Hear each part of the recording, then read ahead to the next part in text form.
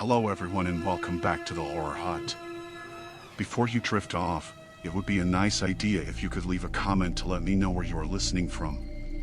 Please don't forget to give the video a like and subscribe to the channel.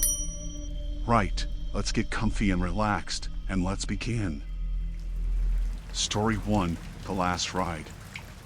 The night air clung to me like a damp blanket as I stepped out of the bar, the remnants of laughter and loud music still echoing in my ears. I'd been out with friends, celebrating a recent promotion, but as I walked to the curb, that celebratory buzz started to fade, replaced by a gnawing sense of unease. The streets felt eerie under the flickering streetlights, shadows stretching and bending unnaturally, as if they were alive. I pulled my coat tighter around myself and summoned my Uber. A few minutes later, I received a notification. Your driver is arriving. Name, Derek. I couldn't help but glance around, half expecting my friends to jump out and surprise me. Instead, I saw only empty streets and the flickering lights that seemed to taunt me. My phone buzzed again, and I turned, spotting a car slowly approaching. It was an unremarkable sedan, dark and sleek, gliding to a stop beside me.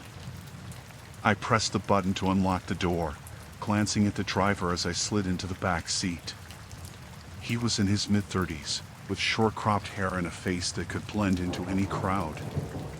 "Hey there," he said, his voice calm and measured. "Where to?" "East Willow Lane, please," I replied, trying to brush off the creeping feeling in my stomach. He nodded and pulled away from the curb, the city lights swirling outside as we drove deeper into the night. At first, the ride was unremarkable. We navigated through familiar streets, but after a few minutes, I noticed something was off. Instead of taking the direct route, he veered left, heading towards a dimly lit road I didn't recognize. "I think you missed a turn," I said tentatively, my voice catching slightly as a knot of anxiety tightened in my chest. "Oh, I know a shortcut," he said, glancing at me through the rearview mirror. "Trust me, it'll be quicker this way." I forced a smile, trying to convince myself he was just trying to be helpful. Yet the way he spoke felt strangely intimate, as if he had been following my life for longer than I was comfortable admitting. A nervous laugh escaped my lips. "I've never heard of this way before." "Are you sure?" "Yeah, it's a hidden gem," he continued, his eyes flicking back to the road.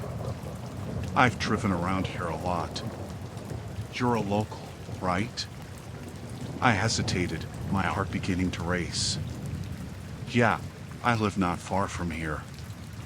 I wondered how he knew I was local. Maybe he had picked up on my accent or the way I navigated through the city, but his comment left a faint whisper of dread lingering in my mind. As the car wound through increasingly deserted streets, the glow from the dashboard illuminated my driver's face in a way that felt unsettling. I caught sight of his thick neck and the way his fingers gripped the steering wheel, knuckles pale against the leather. "You know, I've picked you up before," he said casually, but my heart skipped a beat. It was the way he said it, like he was reliving a memory. "A few months ago, I think. You were at that cafe on Maple." I glanced out the window, the familiar sights morphing into shadows.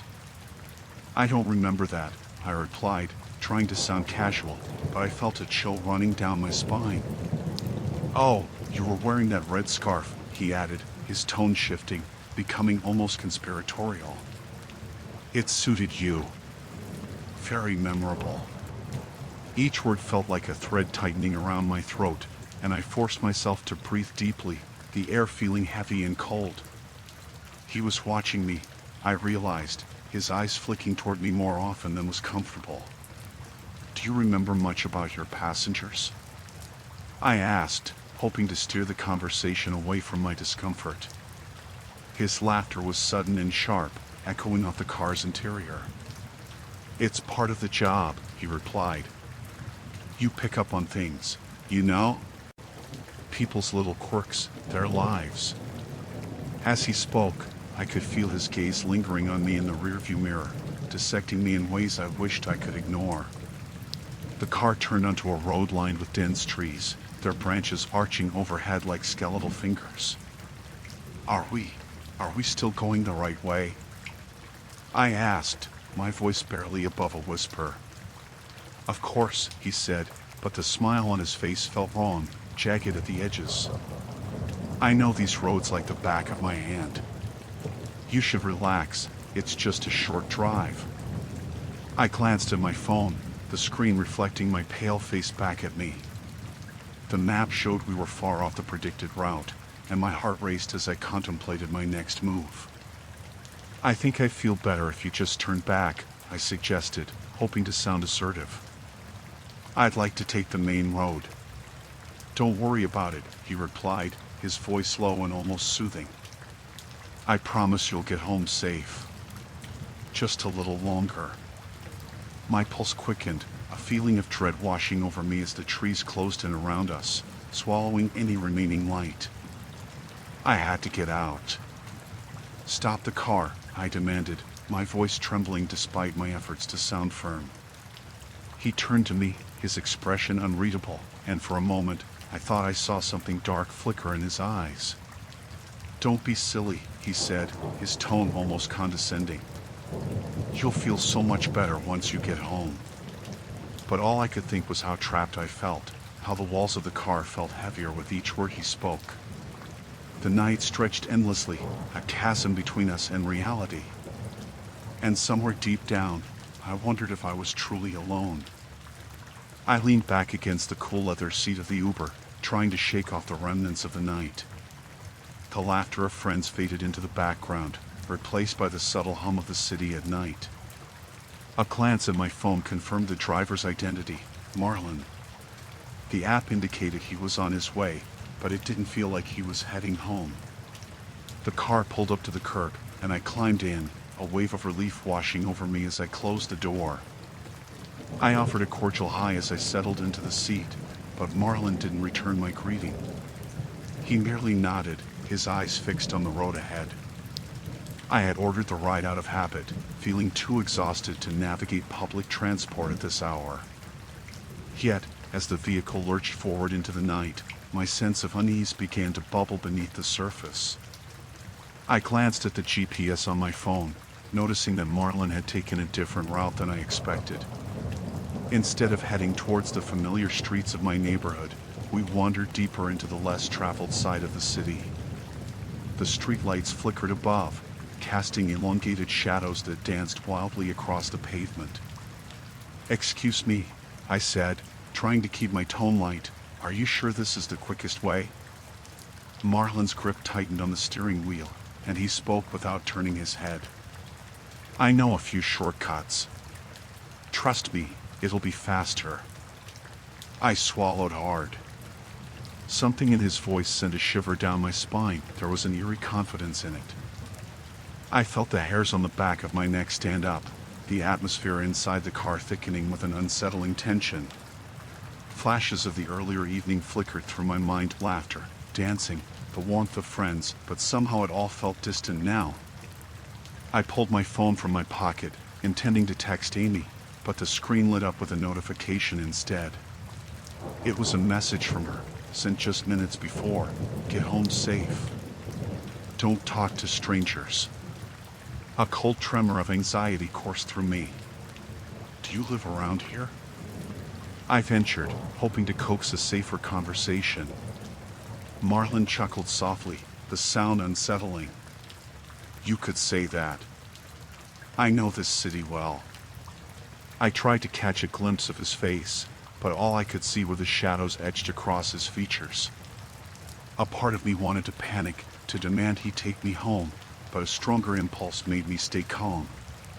My only anchor was the dim glow of my phone screen, illuminating my fingers as I tapped out a message to Amy, telling her I felt uneasy. I hesitated before hitting send, remembering how late it was.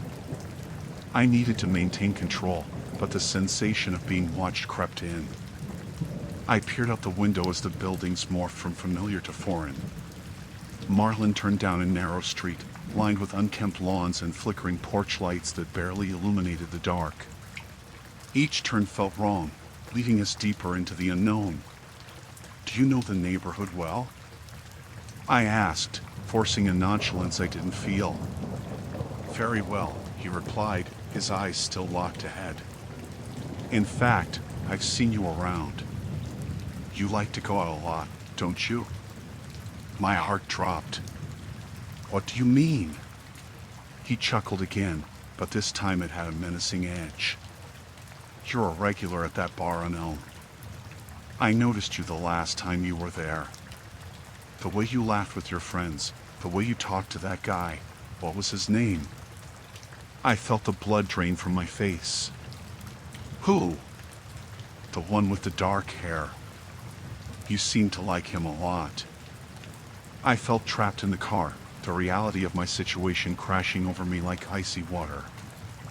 I punched the screen of my phone, desperately seeking the call button, but the connection to the outside world felt severed. My hand shook slightly as I gripped the seat, forcing myself to breathe, to remain calm. Look, just take me home, please, I forced out, my voice trembling. Marlon turned to me finally, and in that moment, I saw his eyes dark, devoid of kindness. Home isn't really a safe place, is it? I swallowed hard. Images flashed through my mind, the times I had walked alone, the shadows that seemed to watch me from the corners of my vision. Had he been there, lurking? I fished for my keys in my purse, the cold metal feeling like a lifeline. You don't need to do this, I managed, sounding less convincing than I had hoped. I'm just a customer, just trying to get home. He smiled, but it didn't reach his eyes. Everyone has their secrets, don't they? Yours are just more interesting. Panic surged through me, and I fumbled for my phone again. I was about to hit the call button when he abruptly turned onto a gravel road. My stomach dropped as the headlights illuminated a dilapidated building up ahead. It loomed like a specter in the dark, its windows shattered and broken, a graveyard of forgotten dreams. Where are we going? I demanded, fighting against the rising tide of fear. I just wanted to show you something, he said, his tone dripping with malice. As he slowed to a stop, the weight of dread settled heavily in my chest. The shadows of the night closed in around us, and I felt the urge to flee, to open the door and run, but my body was frozen in place. I could barely breathe. Get out, he said, his voice commanding. A flicker of movement caught my eye. Was that a figure lurking among the trees? I strained to see, heart pounding. Then a scream clawed its way up my throat, but the night swallowed it whole. In that moment, all I could think was that I had trusted a stranger. And now, a stranger was about to become my worst nightmare. The dim glow of streetlights flickered past the window as I sat in the back seat, my heart still pounding from the chaos of the night. The bar had felt like a refuge from my mundane life, but it quickly devolved into a whirlwind of laughter that masked the gnawing anxiety I had carried with me. I had just wanted to feel something, anything, but now I was encased in an uncomfortable silence, the air thickening with unease. I glanced at the Uber app on my phone. The estimated time to my apartment felt like an eternity, and the map showed a route I hadn't taken before. I frowned, attempting to suppress the rising tide of panic. The driver, a man with a heavy-set build and a cap pulled low over his eyes, hadn't spoken much since I had climbed into the vehicle. The soft hum of the engine was the only sound, but I could feel his gaze flicking to me in the mirror every few seconds, his expression unreadable. Excuse me, I ventured, trying to break the silence. Is there a shortcut you're taking? He chuckled softly, his eyes never meeting mine. Just a scenic route, you know? Gives us time to talk. I stiffened. Talk about what? About you, of course, he replied, and I felt a chill travel down my spine. I turned my gaze back to the window. The streets were eerily quiet, and the sudden thought that I had unknowingly stepped into a trap clawed at my mind. I had heard stories of women disappearing from rides like this. Anxiety surged as I forced myself to breathe steadily. "Is it a long night for you?" he asked, his voice low, almost conspiratorial. "I guess," I mumbled, my heart racing. "Just trying to get home." "Home," he echoed, his tone now laced with a strange intensity. What a comforting word. "Is your home really where you feel safest?" A shiver prickled my skin. I didn't like the way he twisted my words, as if he knew more about me than he should. Had I said something earlier that made me vulnerable? The night blurred in my mind a haze of laughter, drinks, and faces that blended together. I shifted in my seat, an overwhelming urge to reach for my phone and call someone, anyone, slammed into me. But I didn't dare take my eyes off the driver. "Do you live alone?" he asked, his voice almost a whisper. I hesitated, debating whether to answer. "Why do you want to know?"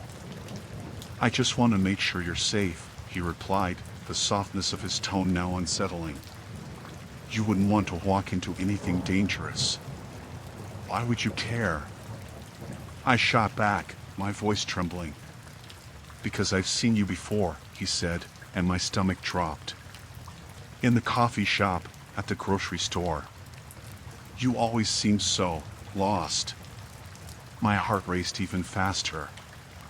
A sense of dread enveloped me as I realized he had been tracking my movements, his words a chilling reminder of my own vulnerability. I felt isolated in that car, a captive audience to a twisted narrative that he had constructed around me. "Stop the car," I demanded, my voice firm even as my hands shook. He laughed again, a low, unsettling sound. "Where would you go?" "You're safer with me than out there." The streets blurred past, but my mind was racing. I remembered how I'd felt when I had arrived at the bar, free, confident, ready to forget my worries. Now, I was trapped in a nightmare, the walls of the car closing in around me. Panic clawed at my throat as I fumbled for the door handle. It wouldn't budge. "Let me out," I shouted, my voice rising with desperation. "Relax," he said, his tone still disturbingly calm. "We're almost there." "Where is there?" I pressed, my pulse hammering in my ears. He turned his gaze briefly to the road, but then looked at me in the mirror again, his expression unreadable. "Don't you want to know what I know?" My stomach twisted as the reality of what he meant sank in. Every step I took outside my apartment, every casual outing I had enjoyed, he had been there, lurking in the shadows. It was suffocating, the thought that I had unknowingly invited danger into my life. "Do you think I wanted this?" he continued, his voice dropping to a conspiratorial whisper. "I just wanted to help you. You seem so alone." "No one asked for your help," I snapped, desperation fueling my anger. "You're making me uncomfortable." He smirked, a cruel twist on his lips. "That's not my intention. But you should be grateful. I've saved you from worse." Before I could respond, he suddenly took a sharp turn onto a secluded road, one that wound deeper into the night, away from civilization. My heart plummeted, adrenaline coursing through me as I scanned my surroundings for any sign of escape. Thick trees loomed on either side of the car, shadows dancing in the headlights. "Where are we going?" I demanded, my voice trembling. "To a place where you can finally feel safe," he said, his tone oddly soothing, as if he were trying to lull me into submission. I felt tears prick at the corners of my eyes, but I pushed them back. "I need you to let me out. Right now." He paused, a moment that stretched into eternity. Then he laughed again, a cold sound that echoed in the small space. "You really don't understand, do you? You can't just escape what's meant to be." As the realization washed over me, the oppressive weight of his words settled in my chest. This was no ordinary ride home. It was the culmination of a dark obsession that I had never seen coming. In that moment, the world outside the car faded, leaving only the suffocating intimacy of the space between us, and I knew I had to act before it was too late. The moment I stepped into the Uber, I felt a chill that had nothing to do with the evening air. It was late, and the streets were mostly deserted, the flickering streetlights casting elongated shadows that twisted like creatures trying to crawl back into the darkness. I slid into the back seat, greeted by the sour smell of stale cigarettes mixed with the sweet undertone of something more rancid. The driver glanced back, a shadow obscuring his features, but I caught a glimpse of dark eyes that seemed to glint with something unsettling. "Hey there, where to?" he asked in a voice that sounded too smooth, too rehearsed. I read his name on the app. Eric uttered it like a mantra beneath my breath as I settled in. "Home," I replied, my voice a mere whisper against the backdrop of my pounding heart. As he merged into the sparse traffic, I couldn't help but notice that he hadn't followed the direct route. My place was just a few turns away, yet he navigated toward the quieter back roads instead. A flicker of unease crept into my mind. "Long night out?" he inquired, his eyes flicking to me in the rearview mirror. "Just hanging out with some friends," I replied, trying to project calmness. My pulse quickened when I realized he was scanning my reactions, as if assessing how much I knew. "I saw you at the Rusty Nail," he said casually, as if it were the most mundane observation. "You were dancing. You have quite the move." My breath hitched. The Rusty Nail was a popular bar, but I had been there only a handful of times, and last night's escapades had been nothing remarkable. Had he been watching me? I swallowed hard, trying to push the thought away. "Yeah, it was fun," I managed, forcing a smile. He nodded, but the way he looked at me, like a scientist observing an intriguing specimen, made me uncomfortable. I turned my gaze to the window, trying to focus on the passing landscape, but the darkness outside felt alive, pressing in on me. The trees blurred past, their branches clawing at the air like skeletal fingers. "Have you always lived around here?" he asked, his voice smooth but edged with something unplaceable. "I've been here a couple of years," I answered, trying to keep my tone light. The further we drove down this unfamiliar path, the more my anxiety spiraled. I pulled my phone from my bag, half expecting to see the estimated time of arrival, but the screen was dark. The battery must have died during the night. "Great. Do you have family nearby?" he continued, unperturbed by my silence. "Just a sister who lives a few hours away," I managed, forcing the words through clenched teeth. Every question felt like a probe, digging deeper.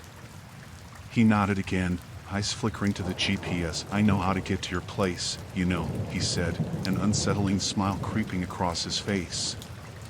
"You don't have to worry about a thing." The warmth of the car was suffocating, and I found myself scanning the surroundings. There were no streetlights here, only the intermittent glow of the moon bathing everything in a pale white light. Forest loomed on either side, swallowing the road in its depths. My heart raced. "Eric, could you take a different route?" "I think you've missed a turn," I said, trying to keep my voice steady, even as my stomach twisted in fear. He chuckled, a low, dark sound that sent chills down my spine. "I know a shortcut. You should trust me." He glanced back, the smile now a predatory grin, revealing teeth too sharp, too perfect. In a panic, I reached for the door handle, but it felt like a lifetime spent fumbling. He was fast, his laughter echoing in the confined space, rising with an intensity that made my skin crawl. "You're going to want to relax," he said, his voice low and dangerous. "We'll get there soon enough." My breath came in quick bursts. I wished I could scream, but all that escaped was a strangled gasp. I thought of the people I had seen that night, my friends, the warmth of laughter. They felt so distant now, as though I were trapped in a nightmare where I was utterly alone. "Why are you doing this?" I stammered, fear choking my throat. "I'm just looking out for you," he replied, his tone shifting, almost reassuring. but you don't need to worry about any of that. I looked for an escape, a way out of this creeping dread clinging to me like a second skin. Before I could finish, the car lurched violently, skidding to the side of the road. I was thrown against the door, my body colliding with a harsh thud. My vision blurred as I fought to regain my composure. "You're not scared, are you?" he asked, his expression innocent yet twisted, as if he relished in my fear. With adrenaline coursing through my veins, I reached for my bag, eyes darting between his face and the window. The trees seemed to lean closer, as if straining to listen to our conversation. I needed to find a way out. "Please, just let me out," I begged, my voice trembling as I turned to the door again. His laughter echoed in the silence, reverberating with malice. "But we're almost home. You shouldn't want to leave now, should you?" The weight of those words hung in the air, thick and suffocating. I could feel the sweat slick on my palms, the fear pooling like ice in my stomach. I was trapped, both in this car and in his gaze, and the oppressive darkness outside felt like it was closing in on my very soul. In that moment, it became clear. This wasn't just a ride home. It was a descent into the darkness I feared most, a twisted game played by a man who knew more about me than I cared to admit.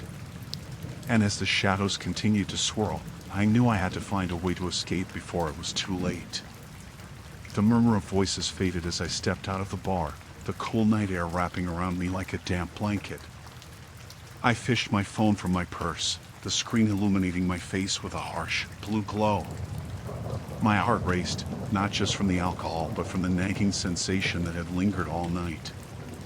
I tapped the Uber app, ordered a ride, and leaned against the cold brick wall, lighting a cigarette to calm my nerves.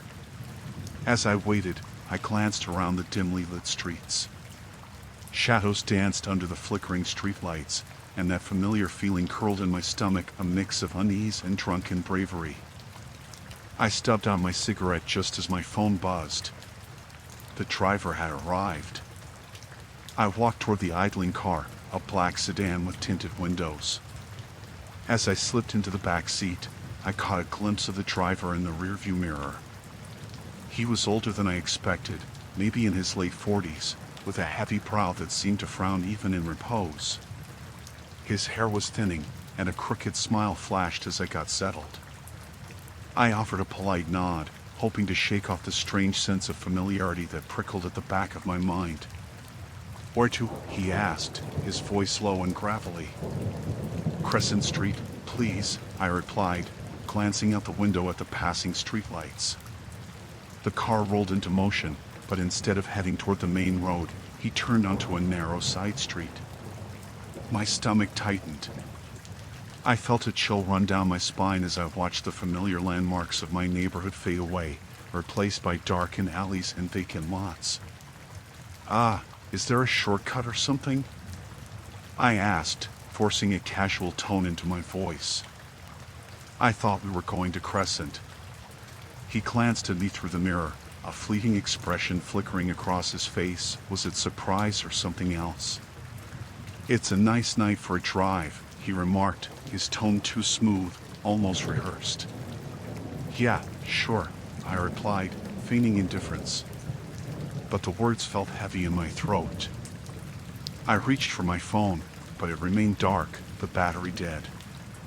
I felt the weight of his gaze on me, and my heart pounded harder.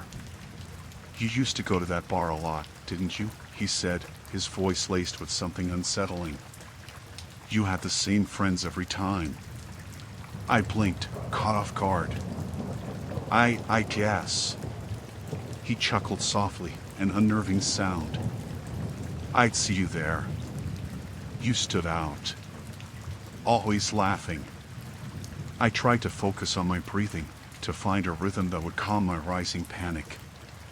"How long have you been driving for Uber?" I asked, hoping to steer the conversation away from myself. "Long enough," he replied, his smile not reaching his eyes. "But I remember you. You've got a certain spark." The darkness pressed in as the car wound its way through unfamiliar streets. A part of me screamed to demand he turn around, to get out and run, but I forced myself to stay calm, to think clearly. "Can you just drop me off at the next corner?" I asked, trying to keep my voice steady. He laughed, but it didn't sound like a laugh at all, more like a growl. "You don't need to worry. I know this area well. You can trust me," he said, an exaggerated sincerity coating his words. Trust him. The phrase echoed in my mind like a cruel joke. I felt trapped, the walls of the car closing in as I imagined the countless ways this could end. The seatbelt felt suffocating. Every glance at the rearview mirror revealed the same twisted smile. "Do you remember that night?" he started, but I cut him off. "Stop the car," I insisted, my voice sharper than I intended. "I mean it. Just let me out." "Relax," he said, though there was an edge to his calm. "I'm just taking a scenic route. I promise it'll be worth it. Just stop, please." I shouted, panic surging through me. He slowed, but instead of pulling over, he turned onto an even darker road, one lined with trees that seemed to encroach upon us. My heart raced as I grasped the door handle, my body tensing with the instinct to flee. "Why are you acting this way?" he asked, his voice suddenly low and menacing. "You've always been so fun in the past." Fun. The word twisted in my gut. "You know me," I stammered, realization hitting me like a slap. "You've been watching me." He chuckled again, but this time it was full of malice. "I've seen you with your friends. Seen you alone." Dread flooded my system, a cold, clammy fear that gripped my insides. "Stop the car!" I screamed, a primal instinct kicking in as I twisted the door handle, praying it wasn't child-locked. He slammed on the brakes, the sudden stop throwing me against the seatbelt. "You don't want to do that," he hissed, his eyes darkening in the mirror. I felt the weight of every decision I had made that night crush down on me. My phone was dead, the area was deserted, and I had no one to call. My heart raced as I twisted the door handle again, and this time it opened not completely, but enough for me to feel the cool night air rush in. I didn't look back. I bolted into the darkness, the car's engine roaring to life behind me. I sprinted down the empty road, adrenaline surging as dread chased me. I could hear him yelling something, but I didn't stop to listen. I ran until the trees faded into the night, and I finally stumbled into the glow of a streetlight. Breathless, I turned to look back, my heart pounding in my ears. The car had sped off, disappearing into the shadows. But the lingering weight of his gaze haunted me, a reminder of the nightmare that clawed at the edge of my reality. I wasn't safe yet, but I had escaped. For now.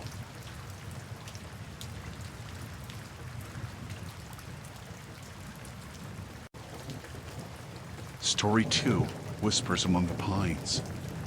The scent of pine and damp earth filled the air as I trudged deeper into the woods, the underbrush crunching beneath my boots.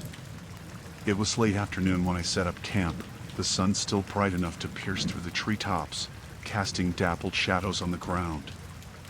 I had chosen this remote spot for its solitude, far from the buzz of everyday life. It was meant to be a retreat, a chance to breathe without the weight of responsibility pressing down on me. With the tent pitched and a small fire crackling, I settled onto a log, feeling the cool breeze brush against my skin. I had packed lightly, knowing I wouldn't need much. A few snacks, a couple of books, and my trusty flashlight. The peace was welcome, and I let out a contented sigh as I took in the surroundings. It was beautiful, almost ethereal, with the sun dipping behind the mountains in a fiery display of oranges and purples. As night crept in, I fished out a small tin of beans and heated them over the fire. The warmth was comforting, a contrast to the chilling air that began to wrap around me. I'd planned to read, but the woods seemed to hum with an energy that held my attention. Shadows danced along the edges of the trees, their forms twisted and long as the daylight faded. Once the last light of day surrendered to darkness, I felt a shiver skitter down my spine. The sounds of the woods shifted. Crickets chirped, but there was a peculiar stillness that made me uneasy. I tried to shake it off, convincing myself that I was merely being paranoid, but when the first whisper floated through the trees, I froze. It was faint, like a phantom brushing against my ear. I strained to listen, heart racing. "Help me," it seemed to say. I dismissed it as my imagination playing tricks. Perhaps it was the wind, or maybe a distant animal. I wrapped my arms around my knees and tried to focus on the fire, the flames crackling and popping as they devoured the wood. Hours ticked by, and the chill deepened, creeping into my bones. I picked up my flashlight, its beam piercing the darkness, and shone it into the trees, half expecting to catch a glimpse of someone or something waiting just out of sight. Nothing.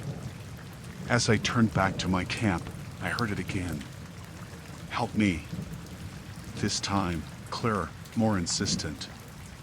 The hair on my arms stood on end. I stood abruptly, the flashlight trembling in my grip.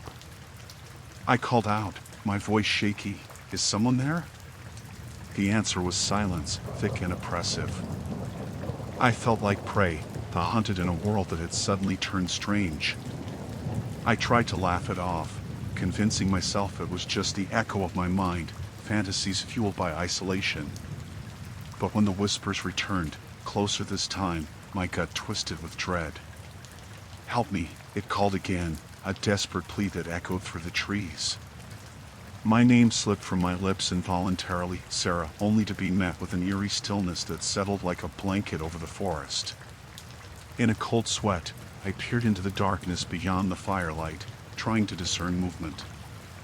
The branches swayed, and for a moment, I thought I saw a figure pale and flickering before it dissolved back into the shadows.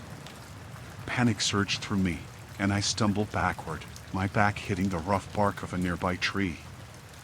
"Who's there?" I shouted, but my voice quivered, betraying my fear. "Sarah," the whisper came again, this time unmistakably human, yet distant as if drifting through a dream. My heart pounded violently against my rib cage. I turned and ran, abandoning my camp, the fire's glow fading rapidly behind me. Every crack of a twig beneath my foot felt like a gunshot, reverberating through the night, and I barely managed to keep my wits about me as I navigated the forest. I called out again, "Who's there?" My voice echoed through the trees, swallowed by the night. Desperation tightened in my throat, but the only reply was that whisper, now circling around me like a malevolent wind. It seemed to come from everywhere and nowhere all at once. I stumbled, caught in a web of branches, and for a moment, I thought I heard laughter, a dark, chilling sound that sent tremors of fear down my spine. I pulled away from the branches that snagged my jacket and kept running, my breath coming in sharp gasps, each exhale a fog of panic that hung in the cool air. I reached a small clearing, the moon breaking through the clouds, illuminating the space with a ghostly light. I spun around, trying to catch my breath, but the whispers were relentless, drawing closer. "Sarah, help me." I felt the ground shift beneath me, my heart racing as I caught sight of a figure emerging from the tree-line, just at the edge of the moonlight. It was obscured, shrouded in darkness. My mind raced as I tried to comprehend what I was seeing, a mix of fear and dread paralyzing my body. "Help me, please, Sarah." The voice was familiar, like a long-forgotten echo. But as I squinted into the darkness, I realized with horror that the face I thought I recognized was warped, a nightmare dressed in the guise of someone I should know. It beckoned me, and I took a step back, breathless, my instinct screaming for me to run. Then everything went black. The second night in the woods crept in with an unsettling stillness that seemed to pulse around my camp. I had settled into my routine, stoking the fire and reheating the last of my canned chili, but unease hung like a fog in the air. The sun had dipped below the horizon, leaving behind a sky bruised with indigo and violet streaks, and the world was suddenly so quiet that I could hear the sound of my own heartbeat. The first night's whispers had been easy to dismiss, just a trick of the wind, I had told myself. But tonight, the trees stood sentinel, shrouded in darkness, and I couldn't shake the feeling that something was different. I tucked my knees against my chest, staring into the flames, and tried to ignore the chill that slithered down my spine. It started softly, like a distant murmur, a faint rustling in the underbrush that caught my attention. I strained my ears, trying to discern whether it was just the wind or something more sinister. The fire crackled, casting flickering shadows that danced across the trees, and just as I thought I was being foolish, I heard it again, my name. Claire. I froze, my heart pounding in my throat. The voice was barely a whisper, yet it seemed to slice through the silence like a knife.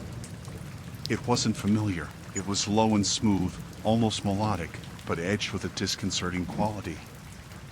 I reminded myself that I was alone out here, miles away from civilization. It must have been a figment of my imagination, a manifestation of my own fears. But still, a cold sweat coated my brow. Claire. There it was again, clearer this time, drifting in from the thick darkness beyond the firelight. My instinct screamed at me to pack up and leave, to break camp and find the nearest path to safety, yet I remained rooted to the log I sat on, paralyzed by an inexplicable curiosity mingled with dread. Who was calling me, and why? Is someone there?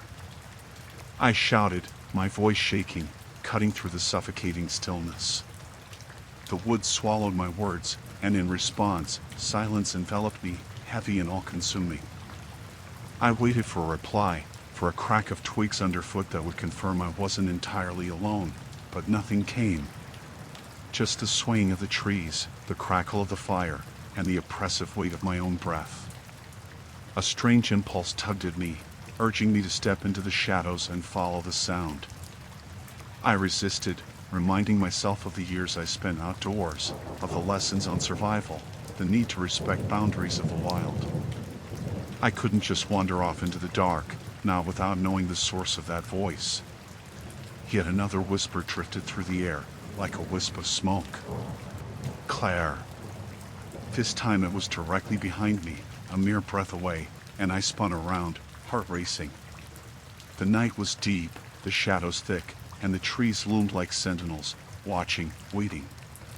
A part of me yearned to call out again, to confront whatever was lurking, but the other part, the one grounded in primal instinct, told me to stay put. Instead, I pulled my flashlight from my pack, the beam flickering to life in the oppressive darkness. I directed its glow around the clearing, illuminating the trees and the distant underbrush. Every breath I took felt labored as I scanned my surroundings, half expecting to see a figure lurching toward me from the shadows. But there was nothing, only the chirping of crickets and the rustle of leaves. With trembling hands, I turned out the flashlight, letting the darkness swallow me once again. I had to think. Maybe it was just an animal, some creature that had gotten too close to the firelight. I chuckled nervously at the thought, but the laughter turned sour in my throat as the memory of that voice haunted me. I couldn't shake the sensation that something was watching me, lurking just beyond the reach of the fire's glow. The night passed in a blur of sleeplessness, each rustle of leaves or snap of twigs sending adrenaline coursing through my veins. I finally collapsed in my tent, zipping myself in as if that thin layer of nylon could shield me from the darkness outside. My heart raced with wild fantasies of what might be out there, the thoughts spiraling into nightmares. I was too on edge to sleep, too terrified to close my eyes. But sleep, that dark guardian, eventually overtook me. My dreams twisted into a chaotic medley of shadows and whispers, and every time I thought I was waking up, the voice would linger, echoing among the trees. I jolted upright in the middle of the night, drenched in sweat and gasping for breath, convinced that I had heard it again, my name, sweetened with a sinister undertone. I flung open the tent flap, gripping the flashlight tighter than ever, my heart pounding a frantic rhythm as I scanned the campsite. The fire had died down to glowing embers, casting an eerie glow that barely pierced the darkness around me. The woods stood still, but I could feel the weight of unseen eyes upon me. "Who's there?" I called, voice echoing in the silence, growing stronger even as I felt my resolve start to crumble. The response came not with words, but with an abrupt rustling in the bushes to my left. I swung the light in that direction, the beam slicing through the void, and froze as my eyes caught sight of movement just beyond the tree-line. For a heartbeat, I stared into the blackness, teeth clenched, the adrenaline coursing through my veins. I couldn't see anything, but I could feel it, the presence of something that should not have been there. Not here. Not in my sanctuary. Then, as if in answer to my fear, the voice whispered once more, softer this time, yet unmistakably clear. "Come to me, Claire." The darkness surged around me, and I felt an overwhelming urge to flee, yet a terrifying compulsion to step into the trees gripped my heart. I fought against it, retreating into the light, but the whisper wrapped around my thoughts like a vine, squeezing tighter, urging me to surrender. I had to get away. The woods weren't just alive, they were alive with something sinister. I turned and ran, heart pounding in my ears, leaving the safety of the fire behind as I stumbled into the dark. The day had waned into twilight, the sun dipping behind the trees and casting long shadows across the forest floor. I had set up my tent in a small clearing, surrounded by towering pines that stood like sentinels, guarding me against the outside world. Yet, as the light faded, I couldn't shake the feeling that the forest was alive in a way I had never noticed before. The air was thick with anticipation, a pulse beneath the silence. I had spent the day hiking along verdant trails, listening to the rustle of leaves and the occasional call of a distant bird. Yet now, as night began to settle in, the woods seemed to inhale deeply, holding its breath. I busied myself with a small campfire, its crackling flames a feeble defense against the encroaching darkness. I fished a can of beans from my pack and heated it over the fire, savoring the simplicity of the moment. But as I swallowed my dinner, I couldn't dismiss the creeping unease that lingered in the back of my mind. It felt as if the woods were watching me, waiting for something to happen. I leaned back against a fallen log, the warmth of the fire pushing back against the cool breeze. That was when I first heard it, a whisper, barely louder than the rustling leaves. "Is anyone there?" I froze, my heart pounding in my chest. Surely it was just the wind. But there it was again, faint yet unmistakable. I strained my ears, focusing on the darkness, waiting for a repeat. "Help." The voice was soft, almost a sigh, yet it carried an unearthly weight. It was not my name, but it echoed through the trees as if it sought me out. My breath quickened, and I glanced around the clearing, searching for shadows that danced just beyond the firelight. Every crack in the underbrush felt alive, the pine needles beneath my feet crunched loudly, as if announcing my presence to whatever lurked beyond the glow. I told myself it was nothing, an animal, perhaps. I convinced myself to stand, to take a step toward the woods, to confront whatever might be hiding amongst the shadows. Each step away from the warmth of the fire sent chills prickling down my spine. The whispers had ceased, but the night air seemed thicker, heavier. As I wandered deeper into the woods, the whispers returned, laced with an urgent tone. "Please, come closer." My pulse quickened. Was someone out there? I hesitated, torn between curiosity and the instinct to retreat. I called out hesitantly, my own voice trembling. "Is anyone there? Hello?" No answer came, but the whispers grew, weaving through the trees like tendrils of smoke. They seemed to echo my name now, softly, almost lovingly. "Emily, come." Chilled to the bone, I stumbled backward. I didn't care to be enticed any longer. I rushed back to the fire, the light a beacon of safety amidst the ever-thickening darkness. I sat on the log, the flames flickering wildly, casting ghoulish shadows across my face. I held my breath, listening carefully, praying the whispers would not return. But they did. This time, it felt as if they were coming from all around me. I could hear them intertwining, a cacophony of voices. "Emily, we're waiting for you." I could barely register my own thoughts amidst the rising panic. I was alone, no one should be here but me. The isolation clawed at me. I grabbed a stick from the fire, holding it out like a weapon, my heart racing with every whispered syllable. The air felt charged, as if the very fabric of the world was warping around me. The darkness shifted. I could see outlines moving among the trees, just beyond the reach of the firelight. I squinted, trying to pierce the veil of blackness, and that was when I saw him, just for a moment, a figure, half hidden behind a trunk, pale and still. My breath caught. Was this the source of the whispers? A person or something else? The reality of it sent an icy dread through my veins. "Who's there?" I shouted, my voice cracking with fear. "Show yourself." But instead of an answer, the figure melted away into the foliage, swallowed by the night. I jumped to my feet, adrenaline surging through me. I could hear the rustle of leaves, branches snapping underfoot. Someone was moving in the shadows, but I couldn't see who it was. "Emily," the voice called again, softer this time, coaxing. "I'm waiting." I bolted back toward my tent, panic fueling my flight. The whispers followed me, weaving through the night like an unshakable shadow. I fumbled with the zipper, heart racing as I rushed inside, pulling the flap closed behind me. The thin fabric felt insufficient, a feeble barrier against whatever lurked outside. In the silence of the tent, the whispers quieted momentarily, as if considering their next move. I lay back on my sleeping bag, listening intently, my breath shallow. My phone flickered as I checked the time, just past midnight. I should have felt safe, cocooned in my tent, but as I lay there, I could still hear them, murmurings just outside, promising I was not alone.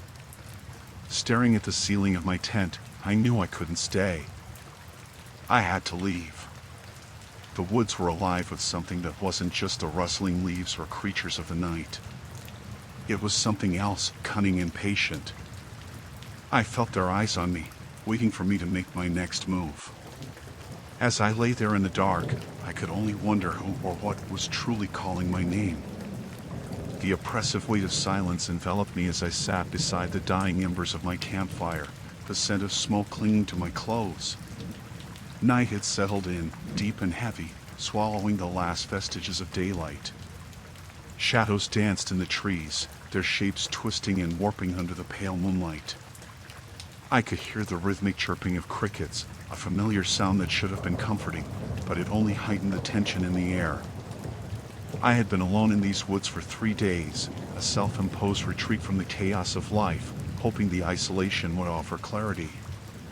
Instead, it had brought me face to face with something far more disconcerting. It started with the whispers, soft, barely audible sounds that seemed to flit through the trees like the wind. I had brushed them off as figments of my imagination, perhaps the result of too much solitude. But as night fell deeper each evening, the whispers transformed from benign murmurs into an unsettling chorus. Tonight was different. Tonight, the whispers felt deliberate, as though they were pulling me into their web. I leaned closer to the fire, its flickering light casting long shadows that danced across the ground. It was then that I heard it again, a voice that slithered through the trees, barely discernible but unmistakably calling my name. "Ella." I froze, my breath hitching in my throat. Could I have imagined that? I strained to listen, hoping it was just a trick of the wind. But no, there it was again, a chilling echo that sent shivers racing down my spine. "Ella." I felt a jolt of adrenaline. Was someone out there? I scanned the edges of the dark forest, the tree line a jagged silhouette against the night sky. No movement. Just darkness. No sign of life other than my own. Get a grip, I muttered to myself. I reached for my flashlight, the beam cutting through the shadows, revealing nothing but the same oppressive oak trees. I began to rationalize. The voices were just the echoes of my own thoughts, twisted by the solitude, the shadows of my mind playing tricks on me. Still, the instinct to flee tugged at my insides.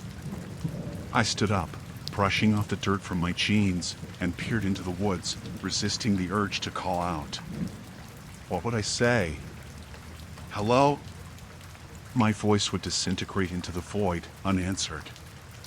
Instead, I took a few cautious steps toward the edge of the clearing, the beam of light flickering nervously as I swept it across the darkness. Ella! The voice was clearer this time, more insistent. It seemed to come from behind the trees, a whisper that crept into my ears and settled like a weight in my chest. My heart raced, pounding against my rib cage like a caged animal desperate to escape. I felt rooted to the spot, paralyzed by a mix of fear and curiosity. Who's there? I shouted, my voice stronger than I felt. The sound of my own voice felt foreign and echoed back to me, swallowed by the darkness. Silence hung in the air, thick and suffocating. I waited, straining to hear anything: footsteps, heavy breathing, a snap of a twig. The only sound was the erratic beating of my own heart. With each passing moment, the air grew colder, and I could see my breath misting in front of me. I turned on my heel and walked back to the fire, hoping it would shield me from the growing unease gnawing at my mind. I sat down, clutching my flashlight like a lifeline. I tried to focus on the warmth, but the shadows seemed to creep closer.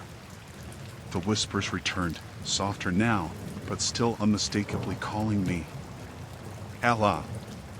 Stop it! I yelled, the sound piercing through the night. But the whispering continued, weaving around me, coming from all directions. I pressed my hands over my ears, hoping to drown out the chilling sound.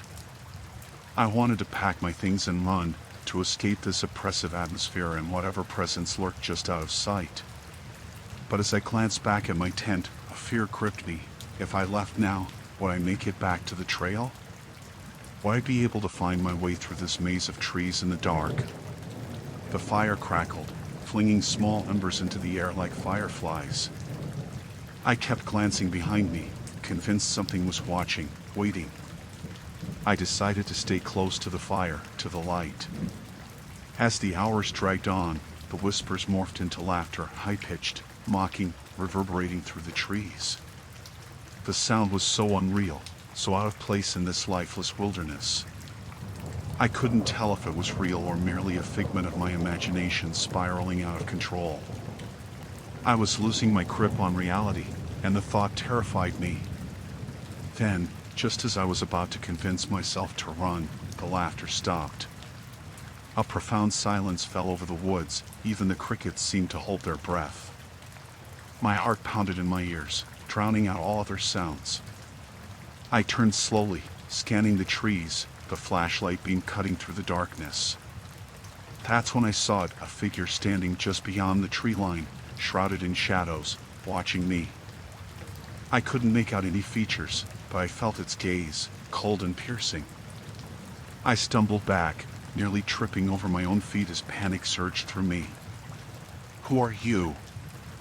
I managed to croak, my voice a whisper now, trembling with fear. But I was met with silence. The figure didn't move, didn't speak. It simply watched, the darkness swallowing it whole. I took another step back, the heat of the fire no longer comforting but suffocating. Ella, the voice, now distinctly male, reached out to me again and again, echoing through the trees. I turned on my heels and ran. The moon hung high and pale in the sky, drowning the woods in an eerie silver glow. Each gust of wind seemed to carry whispers that curled around the trees like tendrils of smoke. I had always thought of myself as a strong, independent woman, someone who thrived in solitude, but as night settled over my campsite, the palpable tension in the air made me question my resolve. The fire crackled beside me, its flickering light a meager defense against the encroaching darkness. I sat there, staring into the flames, trying to shake the feeling of being watched. It had been a few nights since I first heard the whispers. They came to me in the dead of night, soft and indistinguishable, a gentle rustle in the leaves that sent chills racing down my spine. It felt like they were calling my name, teasing me from beyond the shadows. I wrapped my arms around my knees, drawing them close to my chest. The forest was supposed to be my refuge, a place of peace where I could escape the relentless chaos of daily life. But now, with the whispers growing louder and more insistent, that tranquility had morphed into something sinister. Desperate to distract myself, I grabbed my flashlight and decided to take a stroll around my campsite. I tried to convince myself it was just my imagination playing tricks on me. The trees loomed like towering giants, their branches stretching out like fingers in the dim light. I stepped carefully, each crunch of twigs underfoot seeming deafening in the stillness. I called out, half-heartedly teasing the darkness, "Hello? Is anyone out there?" The words felt foolish on my tongue, the echo of silence a mocking reply. As I wandered deeper into the woods, the whispers slithered back into my consciousness, beckoning me as if they were right behind me. I turned abruptly, shining the flashlight into the darkness, revealing nothing but the daunting silhouettes of trees. My heart raced, the hairs on my arms prickled. I had ventured too far from the safety of my fire. Then, distinct and clear, I heard it again, a voice, faint yet undeniably real. "Sarah." It was so close I felt as though the breath of whoever spoke was lingering on my neck. A shiver ran down my spine. This wasn't just my imagination. Someone was out there. I turned and sprinted back toward my campsite, the beam of my flashlight bouncing wildly, illuminating the chaos of branches and shadows. I could hear my heartbeat pounding in my ears, drowning out everything else. When I reached my tent, I jumped inside, zipping the flap shut behind me. Darkness enveloped me, and I leaned against the cold fabric of the tent, trying to catch my breath. I couldn't shake the feeling that I wasn't alone. The whispers faded, but the tension remained, thick and suffocating. After a few moments, I mustered the courage to peer out through a small opening. The light from the fire flickered weakly, casting elongated shadows that danced in the trees. I held my breath, feeling the weight of silence pressing down on me. Then, a twig snapped outside. I froze, straining to hear. The whispers returned, only this time they were clearer, almost urgent. "Sarah, come out." I clutched my flashlight to my chest, the cold metal grounding me in reality. I wanted to ignore it, to convince myself it was just the wind, but the voice was so familiar. It carried an unsettling warmth that sent my mind racing. Who could it be? Suddenly, I remembered the hiker I'd met on the trail 2 days ago. David, that was his name. He had seemed harmless, a fellow enthusiast of the wild, but had he followed me? Did he still believe I was lost in these woods? "Sarah," the voice sounded again, but it wasn't David's. It was softer, more melodic, as if it were woven from the very fabric of the forest. I pressed my fingers against my lips, fighting back a scream, my thoughts clouded with dread. What did it want? Come out? I could almost hear the mocking laughter hidden in the whisper. Adrenaline coursed through my veins as I wondered if I should confront the voice or stay hidden. I decided to remain still, but my curiosity gnawed at me. The fire was dying, its warmth fading like my courage, and the shadows pressed closer. The whispers grew impatient, swirling outside my tent like a tempest. "Sarah, come to us." The invitation was tinged with an unsettling excitement. I couldn't stay cooped up forever. Drawing a shaky breath, I grabbed my flashlight again, resolved to confront whatever lurked outside. Cautiously, I unzipped the flap of my tent, wincing as the sound echoed in the silence. The moonlight flooded in, revealing the clearing, but no one was there. The fire fizzled, the embers glowing like dying stars. I stepped out into the open, scanning the darkness for movement, my heart thundering in my chest. "David? Is that you?" I called out, hoping to drown the fear with familiarity. No answer. Just the rustle of leaves, the whisper of the wind, and then there it was again, the voice. "Sarah." It felt closer now, wrapping around me like a cloak, as if the woods themselves had come to life.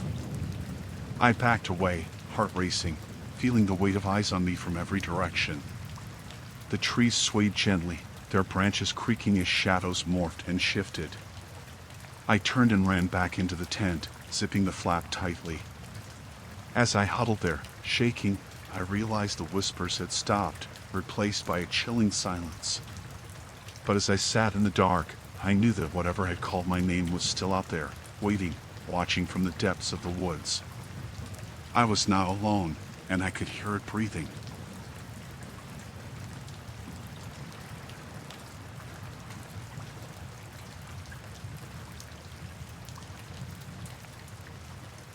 Story 3, Echoes of Midnight. The fluorescent lights flickered above me, casting a ghastly glow in the dimly lit corridor of St. Mary's Hospital. It was just past midnight, and the muted sounds of machinery and the distant beeping of monitors punctuated the otherwise eerie silence.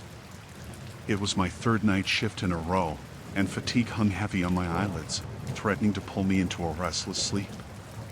But the patients needed me, someone had to keep watch. As I shuffled past room 201, the door creaked open. I was greeted by the soft murmur of Mrs. Patterson, a sweet old lady who had been recovering from a hip replacement. Her voice, frail yet comforting, floated into the corridor.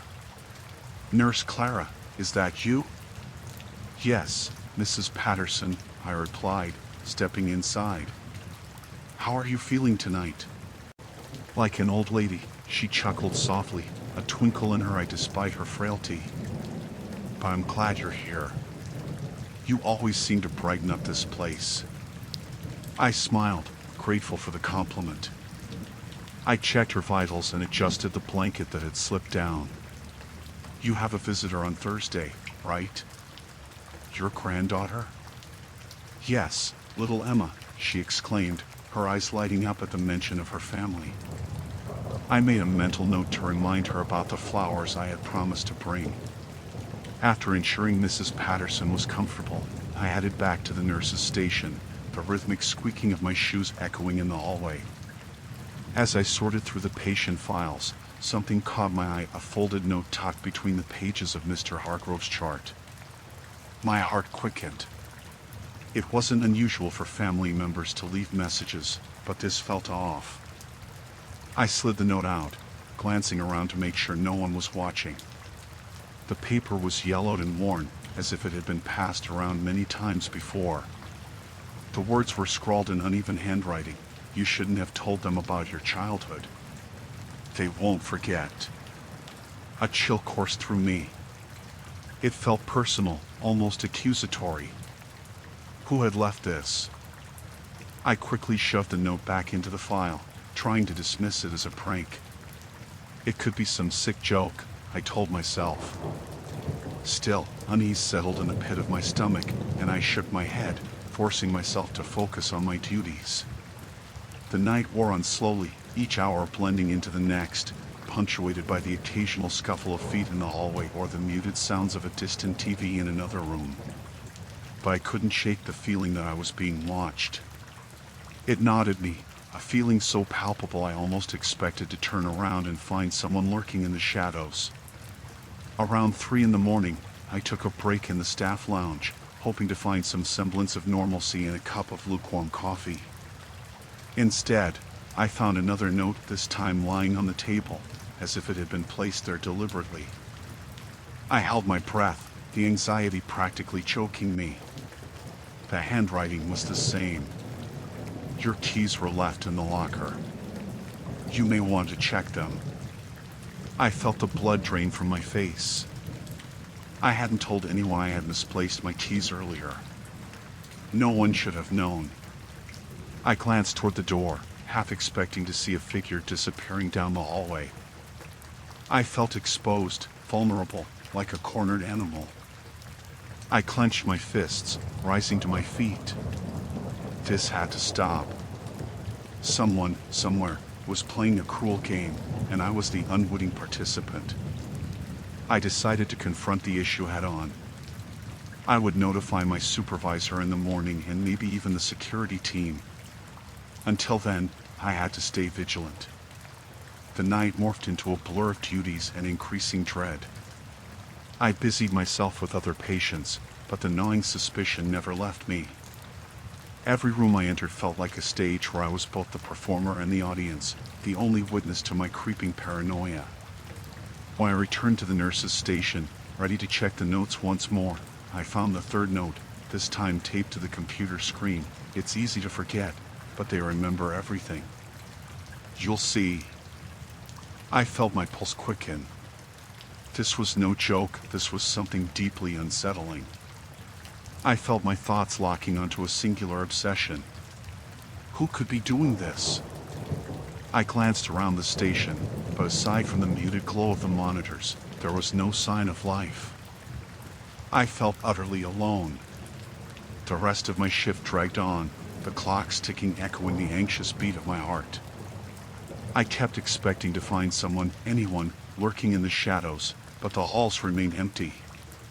The lights continued to hum a familiar tune, but I couldn't shake the feeling that they were whispering secrets about me, secrets I didn't want to hear. By the time dawn broke and the first rays of light slipped through the curtains, I was beyond exhausted. My mind was a jumbled mess, racing at a speed I could hardly comprehend. It was time to speak up, to put an end to this madness, and as I walked toward my supervisor, I felt the weight of the notes in my pocket, a heavy reminder that I was now alone in this hospital. But as I opened my mouth to speak, I caught the flicker of movement in the corner of my eye. I turned, and for a brief moment, I thought I saw a figure disappearing around the corner, just a shadow, but it sent chills down my spine. The night shift had drifted into a surreal haze. I stood behind the nurse's station, feigning indifference as I scanned the dimly lit corridors of the hospital. The fluorescent lights flickered sporadically, casting eerie shadows that danced across the walls. I had grown accustomed to the silence, but tonight it seemed to smother me like a heavy blanket. The clock ticked steadily, each second feeling like an eternity. Midnight had come and gone, and I still had hours left until dawn. My shift began with the usual routine, checking vitals, administering medications, and reassuring anxious patients. It was familiar, comforting, almost like a lullaby to my weary mind. Yet, tonight, something felt different. I had found a note earlier.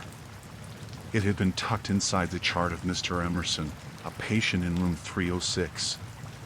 The cramped space smelled of antiseptic and sweat, and I could taste the sourness of fear as I read the note in the gloom of the room. You always take your break at 2 a.m. The handwriting was jagged and uneven, the words dripping with an unsettling familiarity. I had brushed it off at first, rationalizing that it was likely a prank or a misguided employee's joke. I wanted to laugh it off, but I couldn't shake the feeling of being watched. A chill ran down my spine as I thought of that note, and the unsettling knowledge that someone knew my schedule. Hours slipped by, the hospital's ambient sounds becoming a backdrop to my racing thoughts. I tried to focus on my patients, ensuring they were comfortable and medicated.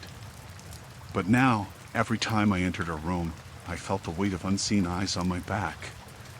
The eerie quietness of the hallways amplified the feeling, and shadows twisted into threatening shapes just beyond the corner of my vision. As I made my rounds, I decided to check on Mr. Emerson again. He was a grizzled man with a penchant for storytelling, though his eyes often betrayed a deep-seated fear. When I pushed open his door, the flickering light cast an ominous glow across his bed. He lay awake, staring at the ceiling. "Mr. Emerson?" I called, attempting to sound cheerful. "How are you feeling?" His gaze shifted slowly toward me, his expression unreadable. "There's someone in this hospital," he murmured, his voice barely above a whisper. I see them at night. I felt my breath hitch in my throat. What do you mean? What do you see? He closed his eyes tightly, as if trying to block something out. I can't explain it, he said. But I know they watch you. They know everything. A knot of dread tightened in my stomach. I forced a smile, trying to brush off his words. You're just tired, Mr. Emerson. Let's get you a little sedative. I turned to leave, but his voice stopped me. Don't trust the shadows, nurse. They know more than you think. His warning echoed in my mind as I resumed my rounds, an oppressive silence enveloping me like a shroud. I could still feel the heaviness of his gaze on my back as I exited. I tried to shake off the ominous words, but darkness clung to me like a second skin. Later, as I returned to the nurse's station, I found another note awaiting me, this time in the file of Mrs. Lang, a sweet older woman in room 202. It read, "You hate the blood draws, but you do them anyway." The words felt like a personal invasion, and I recoiled, retreating into the narrow corridor. I pressed my back against the cool wall, the sensation grounding me as I focused on my breathing. The world around me felt as if it had tilted on its axis. Who was doing this? An employee? A patient? The paranoia settled in, thick and suffocating. I glanced at the empty chairs lining the waiting room, shadows pooling in their corners. The clock chimed ominously. I had less than 2 hours left, but dread gnawed at my insides. I knew I should call the supervisor, report these bizarre occurrences, but something stopped me. What would I say? That I was being stalked by an invisible entity? How would that sound? Just then, I heard a soft rustle behind me. I turned sharply, heart racing.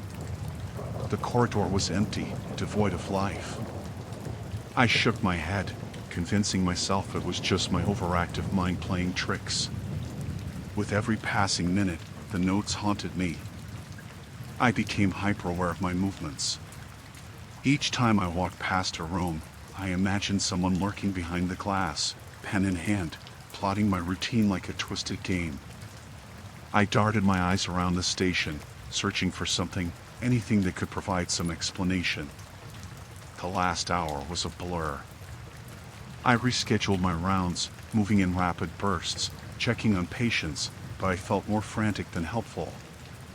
The shadows morphed into menacing figures in my mind, and I could no longer distinguish between the tangible and the imagined. The fluorescent lights flickered again, and the power surged just as a loud crash echoed from the utility closet down the hallway. I hesitated, a cold sweat trickling down my spine. After a moment's indecision, I decided to investigate. As I approached the door, the air grew heavy, laden with a sense of impending doom. I pushed it open, the hinges creaking ominously. The room was dark, the only light spilling from the corridor behind me. Boxes lay strewn across the floor, but no one was there. I stepped back, heart hammering in my chest. The shadows danced more wildly here, and I could feel the air grow colder. Then I spotted it, a third note, lying innocuously on the floor beside a fallen box. With trembling hands, I picked it up, my breath hitching as I read the words, "You should have listened." The chill of realization washed over me, and the shadows seemed to deepen. I was not alone. Someone was watching me. I turned to flee, the weight of dread pulling me back, but I had to get away. I raced down the corridor, the sound of my shoes echoing against the cold tiles, the ghostly whispers of the night shift cascading around me like a warning. I could feel eyes upon me, a presence lurking in the dark. As I reached the nurse's station, I glanced back one last time, hoping to find nothing but the empty hallways. But I knew the truth now. I was not just a nurse in a dimly lit hospital. I was prey, and something was hunting me through the shadows. The second week of my night shifts began with an unsettling chill that settled deep in my bones. I pulled my cardigan tighter around my shoulders as I strolled through the dimly lit corridors of Alderwood General, the fluorescent lights flickering occasionally like fading stars. The hospital had an unnatural quiet to it at night, a silence that felt as if it were holding its breath, waiting for something to break it. I had grown used to the beeping of machines and the distant echo of footsteps, but tonight was different. Tonight, the air felt thick with unease. It started with a note. I had been organizing a patient's file when I caught a glimpse of a folded piece of paper peeking out from between the pages. I pulled it out, my heart racing as I unfolded it, expecting the worst. The handwriting was neat and precise, each letter crafted as if the writer had taken great care over it. You always arrive at 8. The patients like your smile. My stomach dropped. How could anyone know about my routine, my morning ritual of brewing coffee before the chaos of the night began? I glanced around the deserted nurses' station, half expecting to see someone lurking behind the shadows. But only the quiet hum of the machines accompanied me.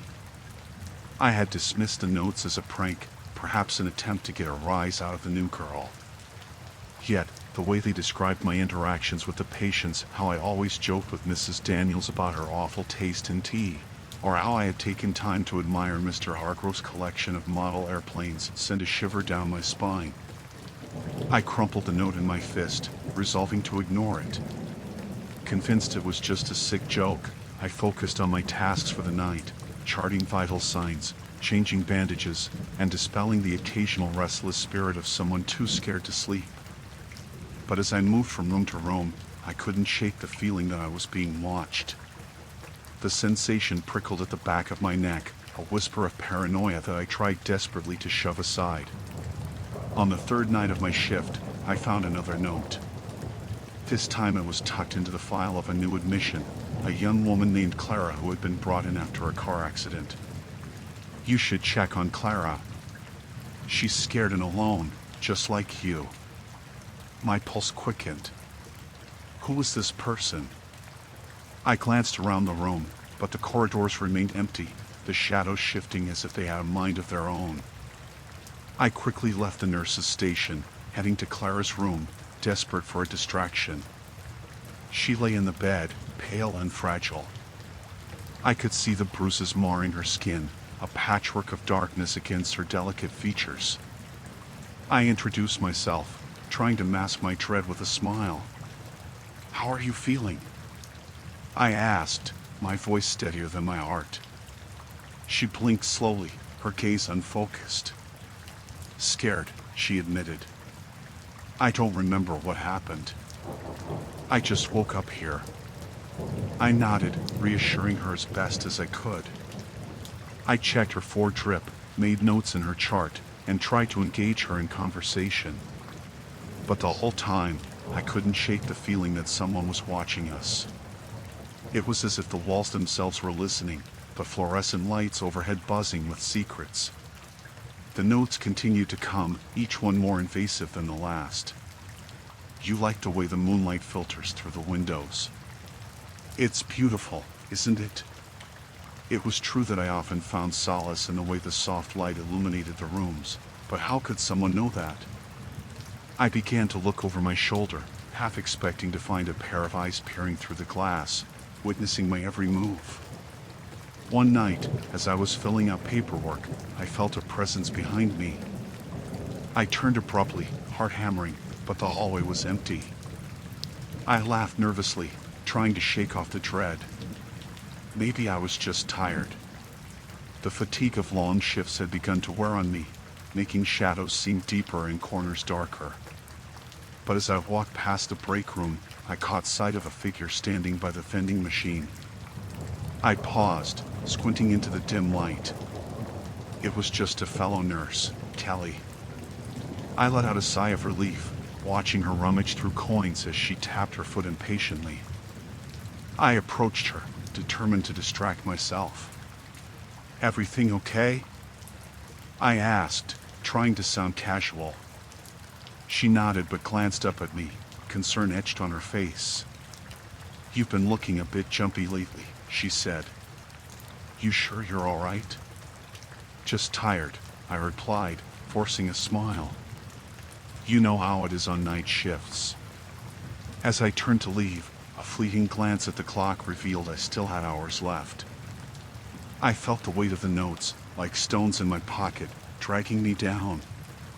Later that night, after my shift ended, I found myself unable to leave.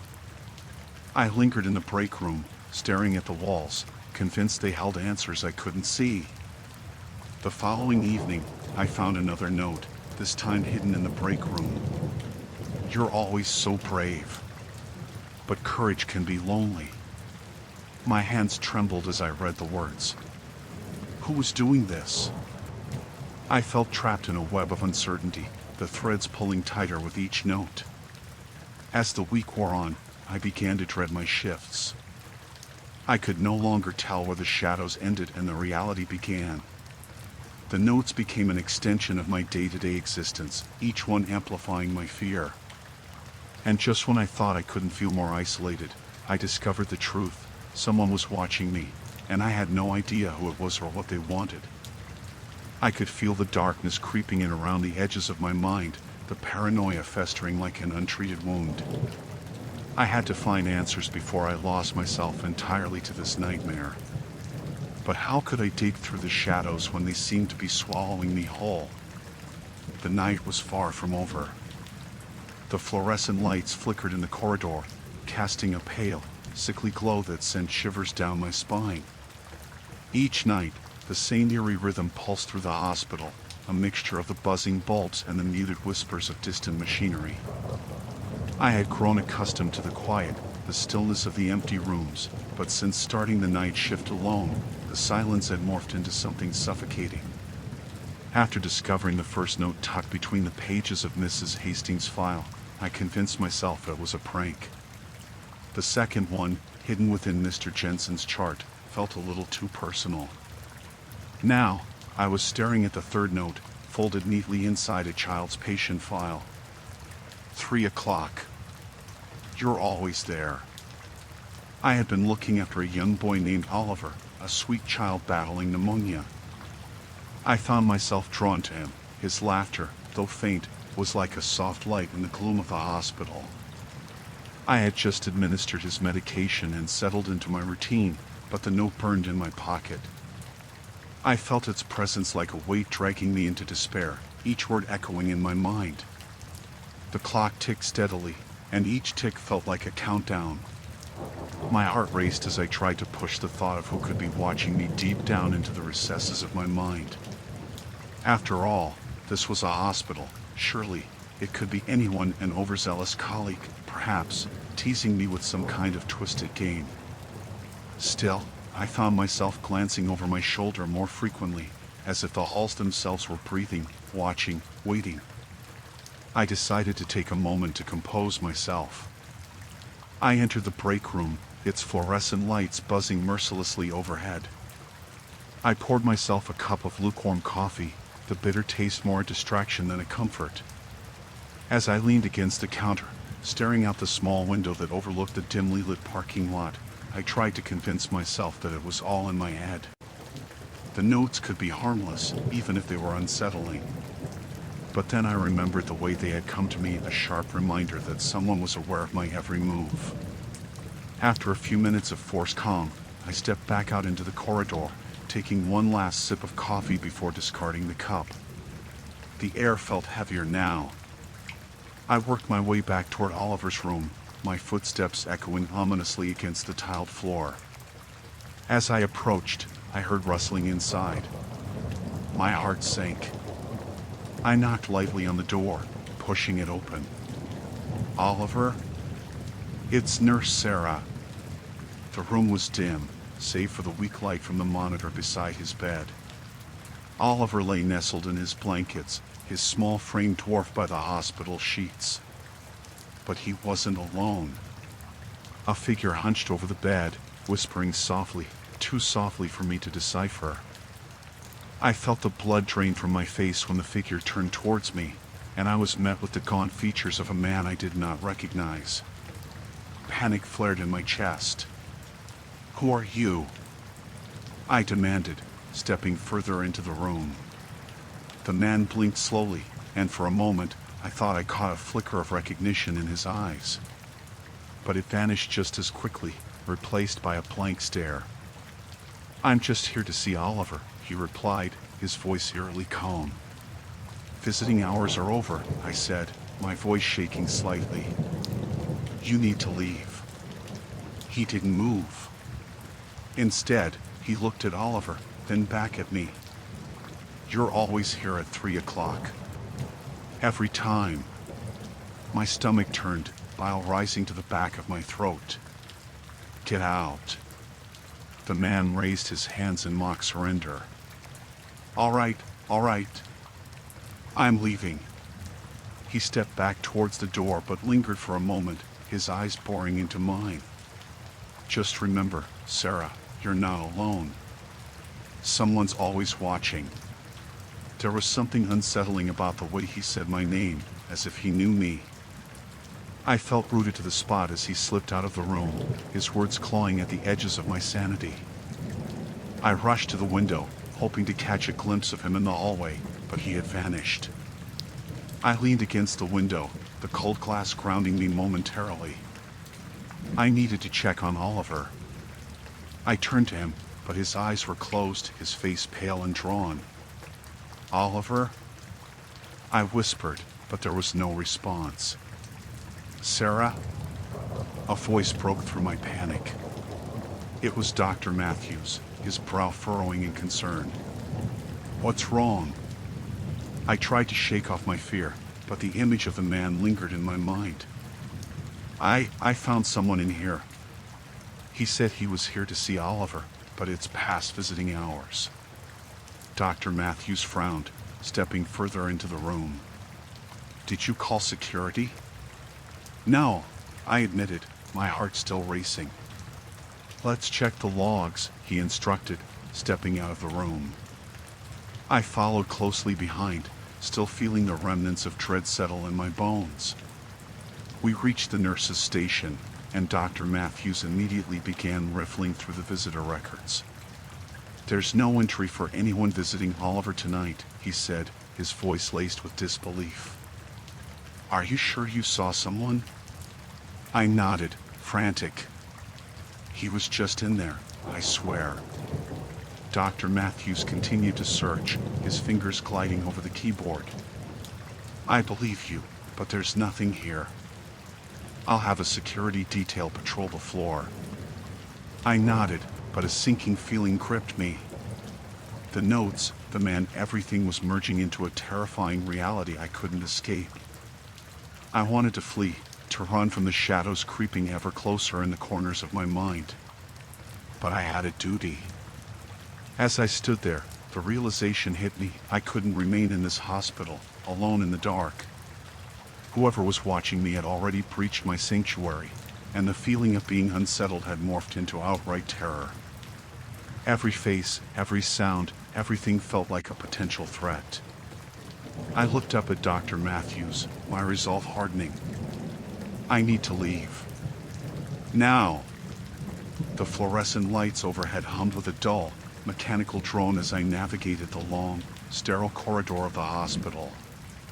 Shadows danced across the pale walls, shifting with my every step.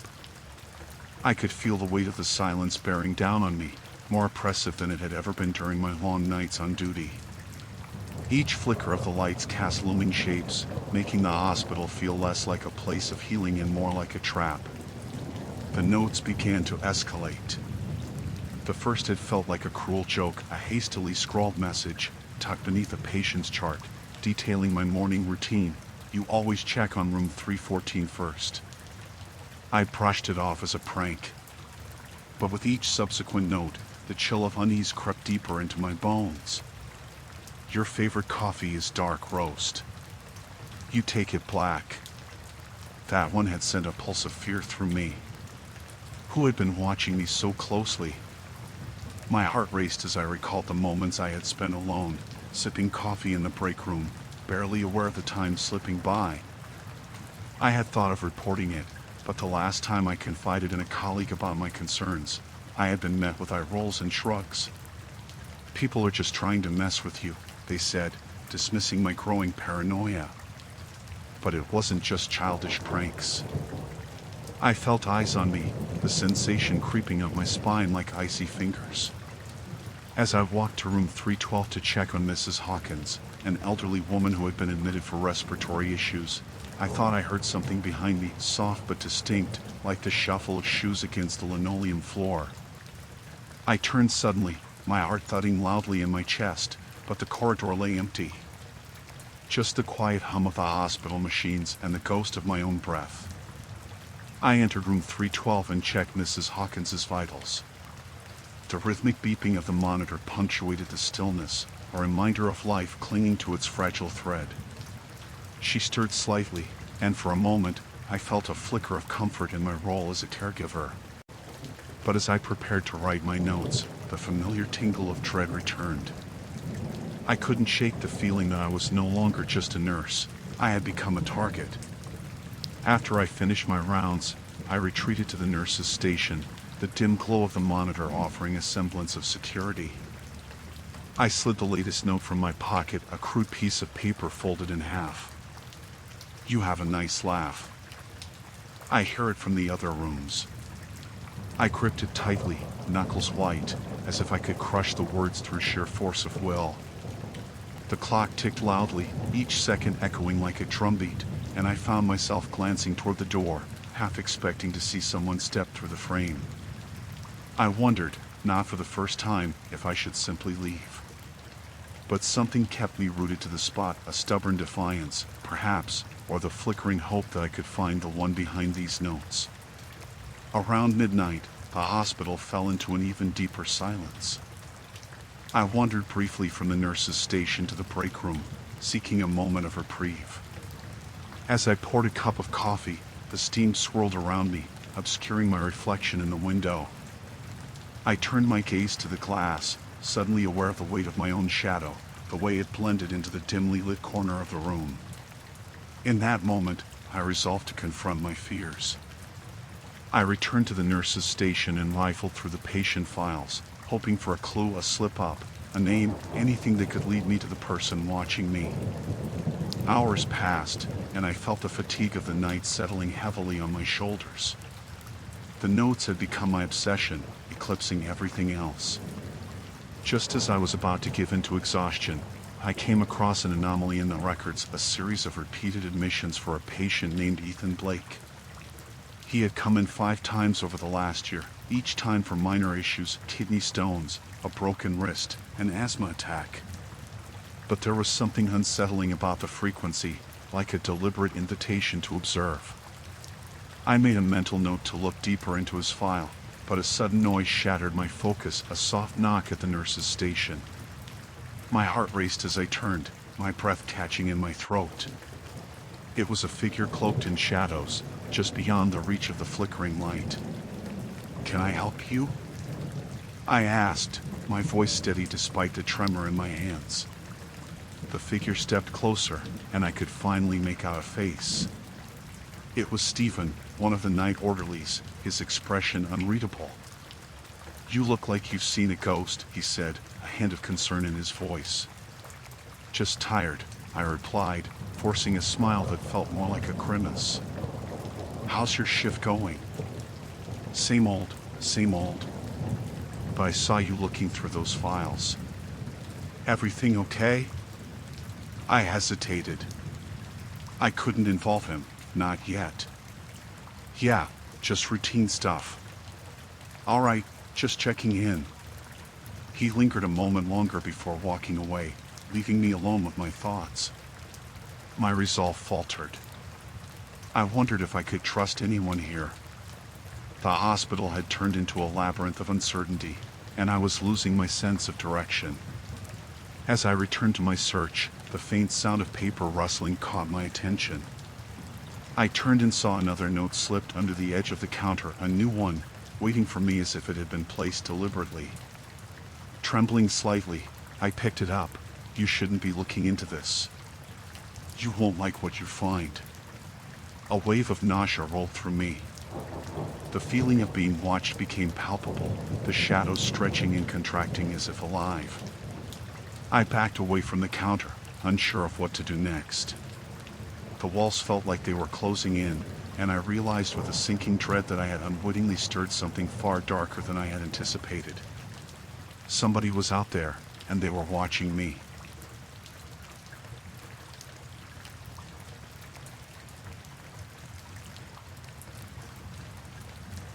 Story 4, Shadow at the Station.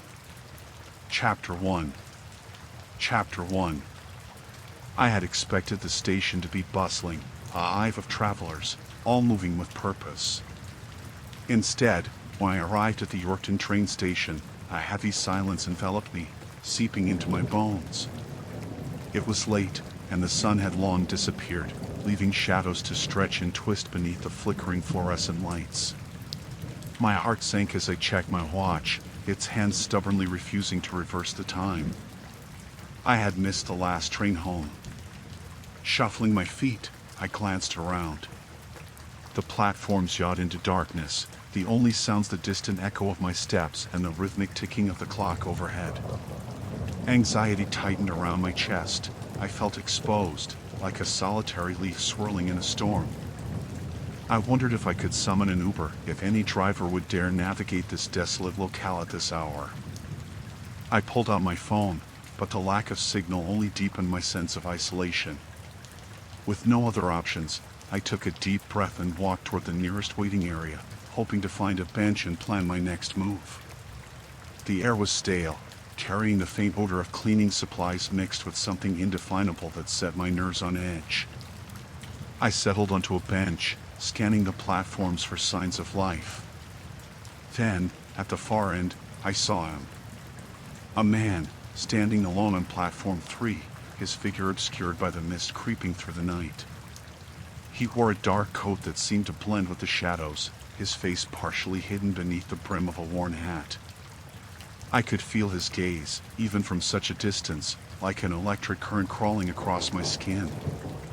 I quickly looked away, convincing myself it was my imagination playing tricks. Minutes stretched, stillness thickening around me, when I finally summoned the courage to glance back. The man was gone. I exhaled softly, relief washing over me, but it was short-lived. The clock ticked insistently, and I couldn't shake the feeling of being watched. Just as I was about to close my eyes and lull away the rising dread, a sudden movement caught my eye. I turned, and there he was again, now standing on platform 1. How had he crossed the distance so quickly? My heart raced, pounding against my ribcage as I squinted through the dim light. He didn't seem to be waiting for a train, he was just waiting. I forced myself to stay calm, convincing myself that it was merely a coincidence, that perhaps he was as lost as I was. But my instinct screamed otherwise. He was staring at me. I felt exposed under his gaze, as if the shadows were tightening around me like a noose. I stood up, pacing the platform, anxiety coiling tighter with every step. I started toward the exit, but before I could reach it, I heard a sudden noise, a soft shuffle of shoes against the concrete. I turned, and there he was again, even closer now, standing at the edge of platform 2. His posture remained still, but something in his demeanor felt predatory, as if he were a wolf watching a stray lamb. "Hello?" I called out, my voice quivering. The echo felt foreign in the vast emptiness. No response came, only the oppressive silence that seemed to close in around me. I backed away from the edge of the platforms, my instinct screaming to flee.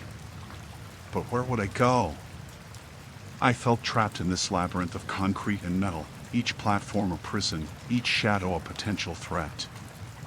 I glanced at the digital sign overhead, the words flickering in and out like a dying star, "Next train, 4:45 a.m. It was still hours away, and I didn't know if I could last that long. I looked back to platform 3, but he was gone again. My mind raced with possibilities, each one worse than the last. Perhaps he had followed me. Perhaps he was already inside the building, lurking just behind a wall, waiting for the right moment to strike. The air felt charged, every nerve ending in my body alight with fear. I realized I had to get out. I made my move toward the exit, my feet pounding against the concrete with a frantic rhythm.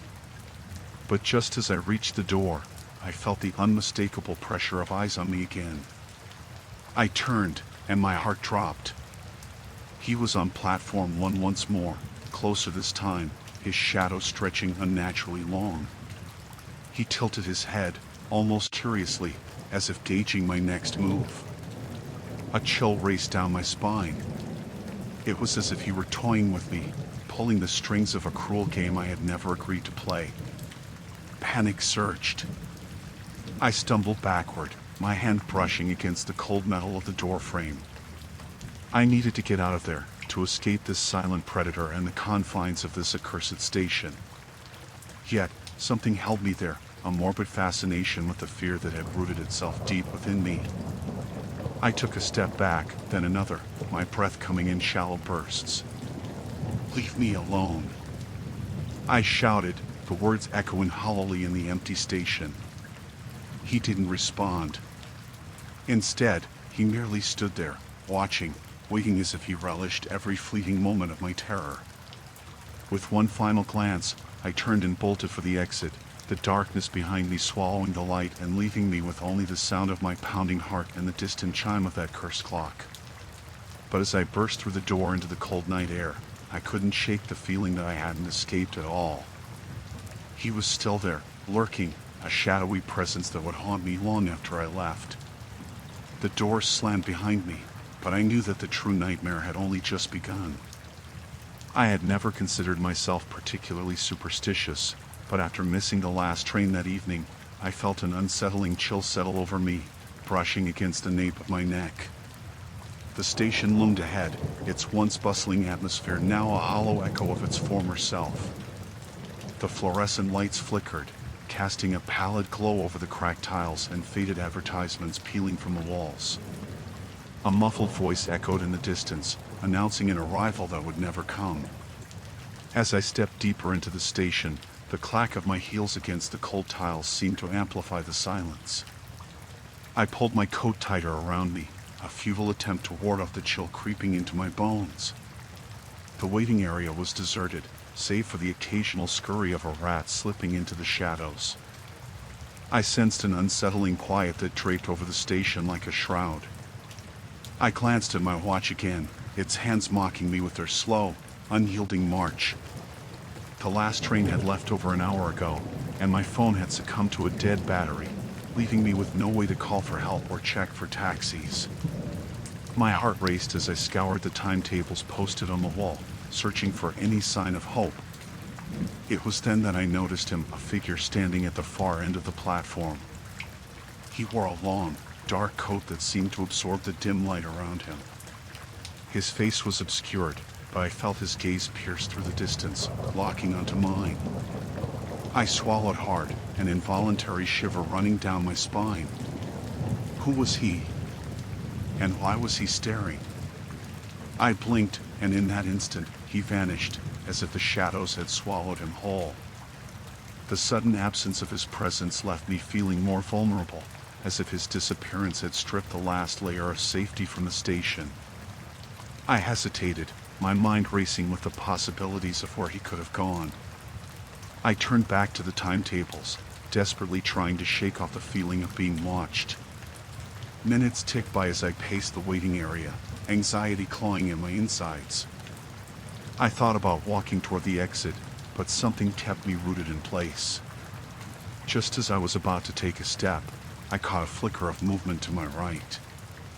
I spun around to find him again, only this time he was closer, standing at another platform, seemingly waiting for something, perhaps for me. I squinted, trying to discern any detail about his features. But darkness obscured everything, save for the glint of his eyes catching the light. My breath quickened. I could feel the heat rising in my chest. Panic began to swirl within me. What did he want? Why wouldn't he just leave? In a moment of stubbornness, I willed myself to approach him, to confront whatever this stranger was. The echo of my footsteps grew louder as I drew closer, the air growing thicker with dread. With each step, I tried to convince myself he was simply another stranded commuter, just as lost as I was. But the closer I got, the more I felt a primal sense of fear well up inside. When I reached the platform, he was gone again. The emptiness around me was oppressive, and I cursed myself for being so foolish. I turned back to the main concourse, heart pounding in my ears. I felt like a mouse in a maze, and the walls were closing in. Just as I was about to dart for the exit, I heard a voice deep and gravelly shatter the stillness. "You shouldn't be here at this hour." My blood ran cold. It was him, standing at the edge of the platform where I had just been. "What do you want?" I managed to stammer, my voice barely more than a whisper. "Just to talk," he replied, stepping closer. The flickering lights caught his face for a brief moment, and I was struck by the emptiness in his eyes. It was as if there was nothing behind those deep-set sockets, just void staring back at me. I took a step back, fear propelling me.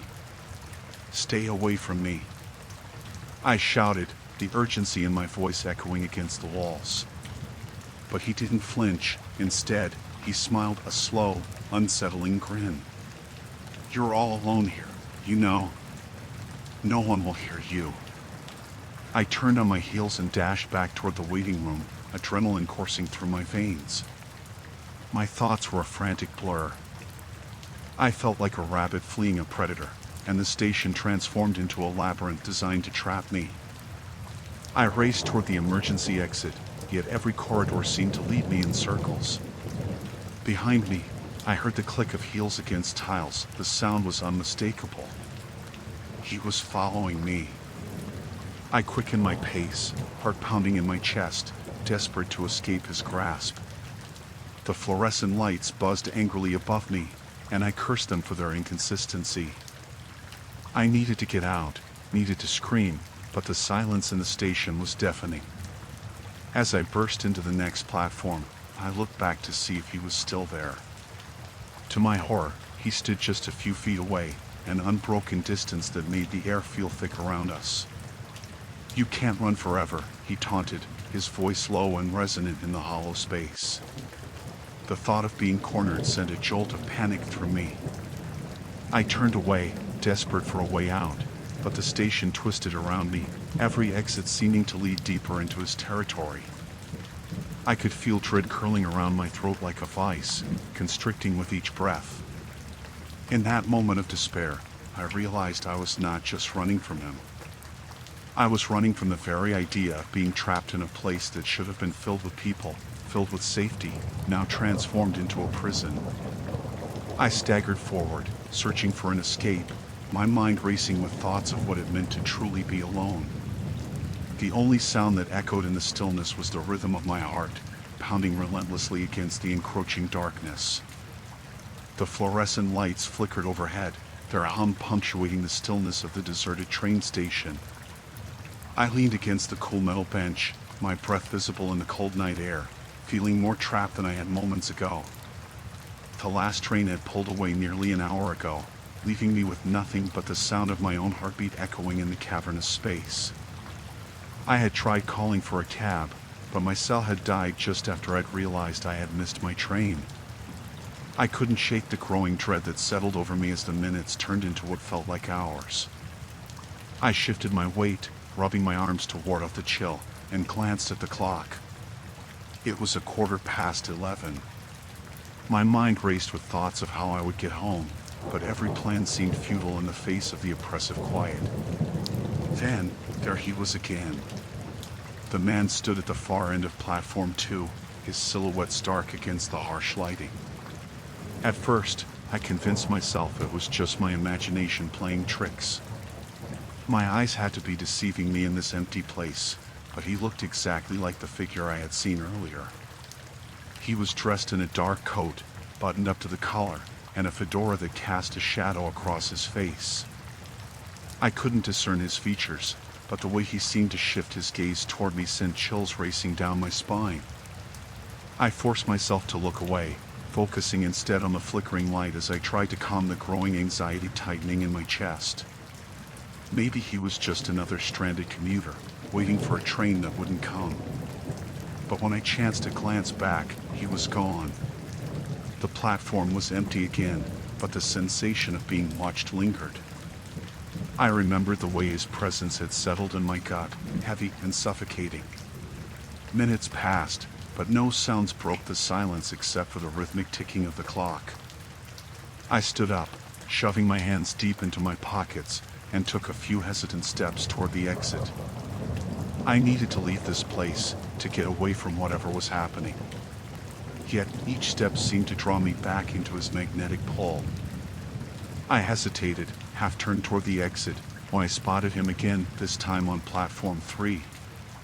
He appeared as if he had materialized from thin air, standing in the shadows, just beyond the reach of the bright lights. My breath quickened. Why did he keep appearing? I swallowed hard, the panic rising within me, and took a step back, pressing myself against the wall. "Hey!" I tried to sound assertive, but my voice trembled in the emptiness. "What do you want?" No answer. He tilted his head slightly, like a predator assessing prey, and for a moment, my instinct screamed at me to run. But where? The station felt like a labyrinth, every exit leading me deeper into dread. I turned and walked briskly toward the ticket booth, hoping the flickering monitor would somehow provide me with a sliver of hope. The booth was empty, a grim reminder of the long hours of waiting. Desperate, I pressed my palms against the glass, peering into the darkened space beyond, searching for any clue of life. Just then, the sound of footsteps echoed through the station, sharp and deliberate. I turned slowly, heart racing as I scanned the platforms. He was pacing back and forth, now at platform 1, his head lowered as if deep in thought, then suddenly lifted to meet my gaze. The chill that ran down my spine was electric, freezing me in place. My instinct screamed for me to flee, but my feet felt glued to the ground, heavy with dread. "Why are you following me?" I shouted, my voice cracking under the weight of fear, but he only continued to watch, the corners of his mouth curving into what could only be described as a smile. I stumbled backward, feeling the metal of the ticket booth cool against my skin, desperately searching for an escape. The air around me thickened, each breath more labored than the last. I turned and fled through the open door leading to the stairwell, the cold concrete beneath my feet an unwelcome reminder of my isolation. I raced down the steps, my heart pounding in rhythm with my frantic footsteps, hoping to find another exit, some means of escaping this nightmare. But the lower level was just as desolate. The lights flickered here too, casting eerie shadows that danced along the walls. I pressed on, almost blindly, the fear of what lingered above propelling me forward. I could hear nothing but the sound of my own breath, ragged and panicked. Then, to my horror, I saw him again, standing at the bottom of the stairwell, illuminated by the dull glow of a single overhead light. My blood ran cold as I realized there was no way out but through him. I wanted to scream, to cry out for help, but the words lodged in my throat as I felt the weight of his gaze press down on me like a shroud. "Leave me alone." I managed to force out, desperation clawing at my voice. He took a step closer, his movements slow and deliberate. I stumbled back, the wall pressing against my spine, my pulse racing uncontrollably. "Stop," I breathed, but it was too late. He was upon me, his presence enveloping me in darkness. As I stood there, paralyzed with fear, I realized the truth. In this deserted station, the sense of being trapped wasn't merely physical. It was a descent into a waking nightmare, one that I couldn't escape. The station had grown quiet, the rhythmic hum of footsteps replaced by an eerie stillness that set my nerves on edge. I had missed my last train home, and now I was trapped in this desolate place as twilight deepened into night. The fluorescent lights flickered above me, casting jagged shadows across the cracked tiles of the waiting area. I pulled my coat tighter around my body, wishing I had brought a friend or even a book to distract me from the growing sense of dread. The last train had left an hour ago, and the next one was not due for another hour and a half. I sighed, thinking about how I had wasted time earlier, sipping lukewarm coffee in the station cafe, oblivious to the clock. I had convinced myself there would always be another train, and I had been wrong. I glanced at the electronic schedule board. It crackled ominously, and the display flickered, casting an unsettling light on the platform. And then I saw him. The man stood at the far end of platform 3, his long coat swaying gently as he faced away from me. I felt an inexplicable chill run down my spine, though the air was unnaturally warm. He turned slightly, just enough for me to catch a glimpse of his profile, sharp features silhouetted against the dim light. My heart raced, but I told myself it was merely paranoia. After all, I was alone in a deserted place. Perhaps he was waiting for someone, just like I was. But when I blinked, he was gone. I rubbed my eyes, trying to dispel the creeping fear that tightened my chest. I pushed myself to walk toward the platform, hoping to shake off the uneasy feeling that had taken root in my gut. As I stepped onto the platform, the lights flickered again, dancing with shadows that seemed to deepen in the corners of my vision. I stood there, unsure of what to do, when I noticed a faint echo of footfalls behind me. I turned, but there was nothing. "Hello?" I called out, my voice sounding small and fragile in the stillness. A mocking silence answered, and I felt like a fool. There was no one here with me, or at least no one I could see. I took a deep breath and turned back toward the tracks, forcing myself to look down the platform's length. That's when I saw him again, this time on platform 1. He stood there, arms crossed as he leaned casually against a pillar, staring at me. My heart thudded painfully in my chest. It was as if he had warped through space, appearing wherever he pleased. I should have run, but curiosity held me there, anchoring me in place. I took a hesitant step towards him, half expecting him to vanish again. "Do you need help?" I called out, my voice barely rising above a whisper. He didn't answer, but something in his posture shifted, a predatory grace that sent a fresh wave of panic coursing through me. Why was I still standing there? The chill returned, settling in my bones as I turned on my heel and walked back to the waiting area. The bright lights flickered once more, and the shadows seemed to ripple like water. I glanced over my shoulder, but the man was gone again, though I could feel his presence lingering. I quickened my pace, almost stumbling over my own feet, desperate to put distance between us. As I reached the end of the waiting area, I spotted the cafe. It was dark inside, the tables and chairs turned upside down as if in haste. I pressed my hands against the glass, peering inside, hoping for a flicker of life, some sign of safety. But I was met with only silence. The cold glass sent a shiver through me, and I stepped back, mind racing for an escape plan. "Stop," a voice snarled from the shadows, and I froze. It was him again, closer this time, emerging from the dark recesses of the platform. I gasped, backing away instinctively, my heart pounding in my ears. "You're not supposed to be here." I turned, sprinting towards the exit, but the station doors slid shut with a metallic thud, locking me inside. The panic seized me as I banged against the glass, looking frantically for another way out. I felt dizzy, my mind racing with thoughts of how I could escape. The man's figure loomed closer, the shadows clinging to him like a second skin. "Why are you doing this?" I shouted, but my voice cracked, betraying my fear. "Just let me go." He stepped closer, the cold light of the station catching his eyes, which glinted like steel. "You don't understand," he said, his voice low and melodic, laced with something dark. "You never took the time to notice me before. Now it's too late."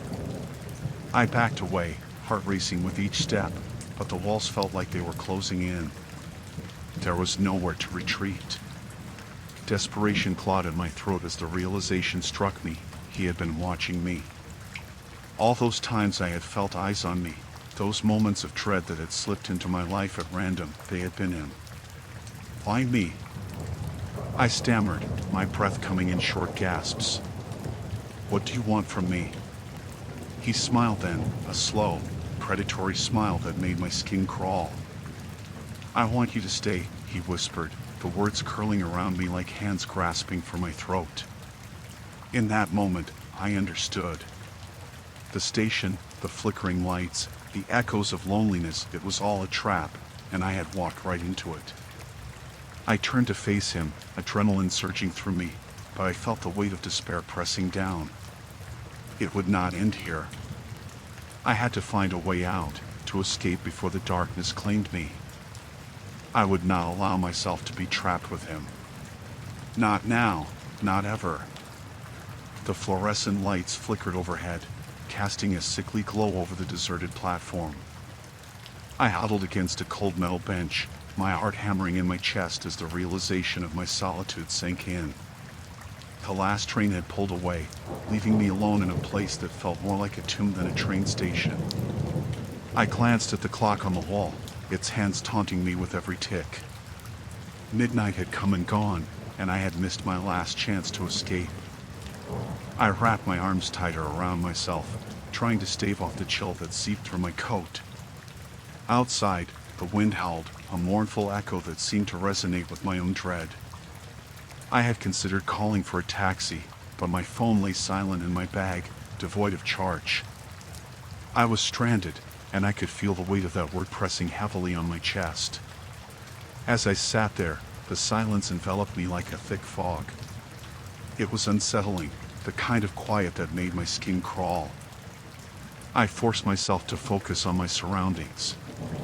The station had an eerie beauty in the muted light, its once bustling platforms now ghostly quiet, the metal railings gleaming like teeth in the darkness.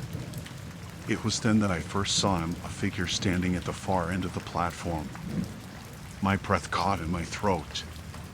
He was dressed in a long overcoat, his face hidden in the shadows. He appeared to be watching me.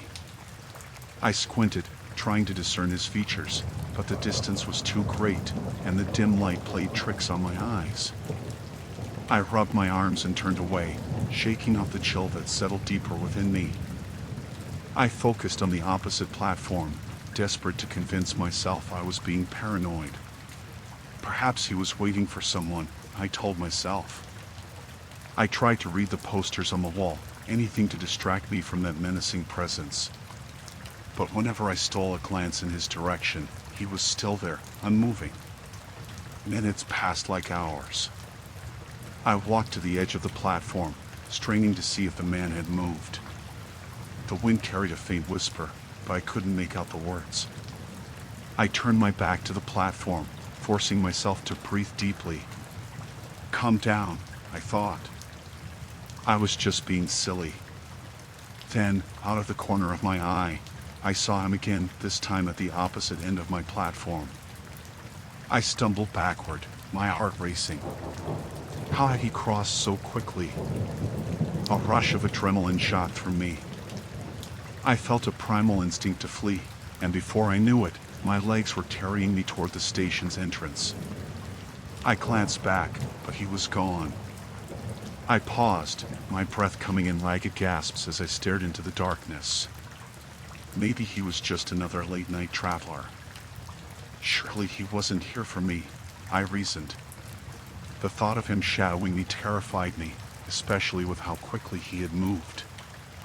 I stepped away from the exit, retreating to the bench, where I tried to gather my shaky thoughts. A noise echoed through the station, a distant clang, like metal striking metal. I froze, my limbs turning to ice. The shadows seemed to shift around me, deepening in darkness. I leaned forward, straining to listen, but all that met my ears was the relentless howl of the wind. Then, as if summoned by my fear, I caught sight of the man again, emerging from a doorway leading to the ticket office. He stood just inside the entrance, illuminated only by the pale light spilling from the window. Our eyes locked for the briefest moment, and I felt a jolt in my chest. His expression was inscrutable, a mask of calm that belied the terror thrumming through me. He raised a hand, not in greeting, but as if beckoning me closer. I recoiled, shackled by an unseen force. My instinct screamed at me to run, but my body betrayed me, rooted to the spot. The air thickened, charged with a tension that felt almost palpable. Every fiber of my being urged me to bolt, yet I remained, ensnared in a web of fear. "Please," I whispered to the empty platform, "someone help me." As if in response, the lights flickered again, and suddenly, he was gone. I blinked, scanning the shadows for any sign of him. Panic clawed at my throat. I whipped around, searching for an escape. The station felt like a labyrinth, every corridor and platform merging into a haze of confusion. I stumbled down the main hallway, peering into the dark recesses of the station. I wanted to call for help, but the words wouldn't come. I found myself at the end of a narrow corridor, where a flickering exit sign beckoned me like a lifeline. I took a step toward it, and that's when I heard the sound of footsteps behind me, slow, deliberate. Was it him? My heart pounded in my ears as I turned, preparing to confront my pursuer. But the hallway was empty, just a stretch of peeling paint and shadows. I took a deep breath, fighting against the rising tide of hysteria. The wind screeched outside, sounding more like a cry for help than a natural element. In that moment, I knew I had to leave. I sprinted toward the exit, adrenaline fueling my every step. Just as my fingers brushed the door handle, I felt a presence behind me. I turned, and there he was, standing at the edge of the corridor, the very embodiment of dread. He didn't move, just stared, his eyes glinting with an unsettling calm. A scream built in my throat, but I forced myself to focus on escaping. I yanked the door open, stumbling into the cold night air, only to find the world outside just as desolate as inside. The station had swallowed me whole, and I was still trapped. The door slammed shut behind me with a finality that echoed like a death knell. I was left standing in the dark, utterly alone and with no place to run.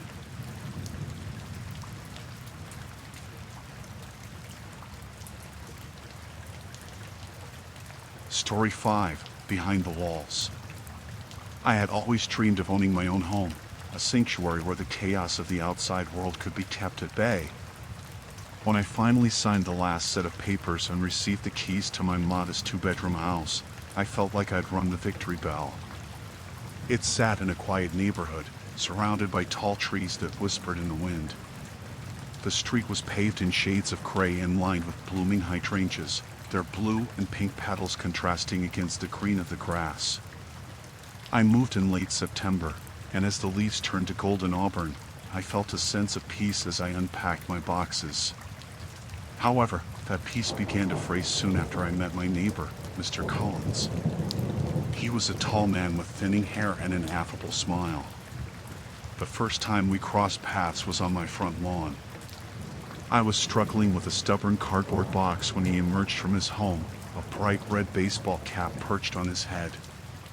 "Need a hand?" he called, waving sincerely. I accepted, and as we carried the box to my porch, we exchanged pleasantries. Mr. Collins spoke of the neighborhood, how it was safe, how the neighbors were friendly. He laughed lightly as he told me about his dog, Rufus, a golden retriever who loved to bark at squirrels but was, in fact, very sweet. At first, I appreciated his enthusiasm. He seemed eager to make me feel welcome.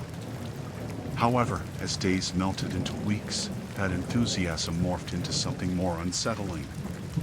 Mr. Collins began stopping by unannounced, knocking on my door at odd hours. Sometimes, he would bring baked goods, claiming he had made too many cookies or muffins. I accepted his offerings politely but felt a nagging discomfort each time I closed the door behind him. He spoke in great detail about the neighborhood, reciting names I had only just heard once. "The Johnsons are having a barbecue tomorrow. You should join us," he suggested, as if he knew the Johnsons personally, as if I had already been invited. I politely declined, unsure of how to navigate the social web he was weaving. One afternoon, while I arranged my living room, I caught sight of Mr. Collins through the window. He stood on his porch, staring in my direction. I hesitated, unsure if I should wave or pretend not to see him. Just as I decided to avert my gaze, he waved enthusiastically, as if we were old friends. My heart fluttered with unease. Why was he watching me? Later that week, I decided to take Rufus's advice and venture to the local grocery store. I placed my items in the cart, listening to the hum of fluorescent lights overhead. As I rounded the corner toward the dairy aisle, I collided with Mr. Collins. He grinned, leaning casually against the shelf filled with yogurt. "Hey there. I wasn't expecting to see you here," he said, his eyes sparkling with an energy I found unnerving. "Just stocking up on some essentials," I replied, forcing a smile. "I know," he said, as if he had been observing my shopping habits for months. "I saw you picking out coffee the other day." A chill crept down my spine. I had only mentioned my love for strong coffee to a couple of friends on a video call. "Oh, yeah. It's my favorite," I stammered, feeling exposed. With an unsettling ease, he continued, "You should try the new brand they just had on sale last week." I bought a few bags myself. His knowledge about my habits felt intrusive, unsettling. The encounter left me shaken. That night, I locked my doors tightly, peering through the curtains to find Mr. Collins jogging past my house, his silhouette framed by the streetlights. I felt as though he had ensnared me in a web I couldn't escape. The following days dragged on, each one punctuated by Mr. Collins's unexpected appearances. He would ask about my work, the projects on my to-do list, details I hadn't even shared. It was as if he had been following me, piecing together fragments of my life like a puzzle. Whenever I returned home, I noticed that my porch light flickered more than usual, casting strange shadows that danced across the ground. One evening, as I sat alone in my dimly lit living room, I overheard a soft knock at the door. My stomach dropped. It was 9 p.m., late for a visit. A glance through the peephole revealed Mr. Collins, his expression eerily cheerful. I hesitated, heart racing, but eventually, I played the polite neighbor. When I opened the door, he stood there with a small potted plant. "Thought you could use some greenery. It'll brighten up your place," he said, stepping over the threshold before I could even invite him in. I barely listened to his chatter about plant care as I felt the walls of my own home shrinking around me. I wanted to scream that I didn't need him here, that I had been trying to establish my independence, but I could only muster a weak "thanks." Days turned into a blur of awkward conversations and unsettling realizations. I knew something was wrong, but admitting it felt like tearing apart the fabric of my new life. I had wanted to be part of this neighborhood, but now I simply wanted escape. That night, as I lay in bed, I couldn't shake the feeling that I was being watched. I pulled the covers tight around me, listening intently for any sound beyond the creaking of my old home. My eyes darted around the room, and when I glanced toward the window, I swore I saw a shadow lurking just beyond the glass. I blinked, and it was gone. I swallowed hard, wrestling with my mounting dread. Perhaps I should have been grateful for a neighbor who cared, but then again, was it caring, or something much darker? I closed my eyes, praying for sleep, but all I found was the creeping sensation that I was no longer safe in my own sanctuary. The morning sun barely breached the horizon when I woke with a start, still reeling from the events of the previous day. The faint, rhythmic tapping outside my window had echoed in my mind through the night, a relentless reminder of my neighbor's intrusion. I had tried to shake it off, convincing myself that I was simply overreacting to a stranger's curiosity. But a gnawing sense of unease lingered, clinging to the edges of my thoughts like mist. I padded into the kitchen, needing coffee to dispel the remnants of unrest. As I waited for the coffee to brew, I cast a cautious glance out the window, hoping to catch a glimpse of the world outside. The street was empty, just the way I liked it. The stillness made the neighborhood feel almost serene, yet my heart raced with the memory of Mr. Walcott's unsettling smile. He had appeared at my door, seemingly out of nowhere, and somehow managed to weave himself into my life with little more than a disconcerting charm. The day unfolded like a cruel joke, each hour stretching into the next as I attempted to distract myself with chores and unpacking the boxes still strewn about the living room. But Mr. Walcott's voice lingered in my ears, replaying our conversation, his questions unnervingly personal. He had asked about my job, my family, and my hobbies, all with an intensity that left me feeling exposed. How did he know so much about me? It was as if he had already mapped out every detail of my existence long before I moved in. By midday, I needed fresh air. I stepped into the soft embrace of the autumn breeze, wrapping my sweater tighter around me as I wandered down the street. I felt like a character in a thriller, my every step echoing in my ears. I passed Mr. Walcott's house, an old, dilapidated structure with peeling paint and sagging eaves, shivers running down my spine. The windows seemed to watch me, dark and hollow like empty eyes.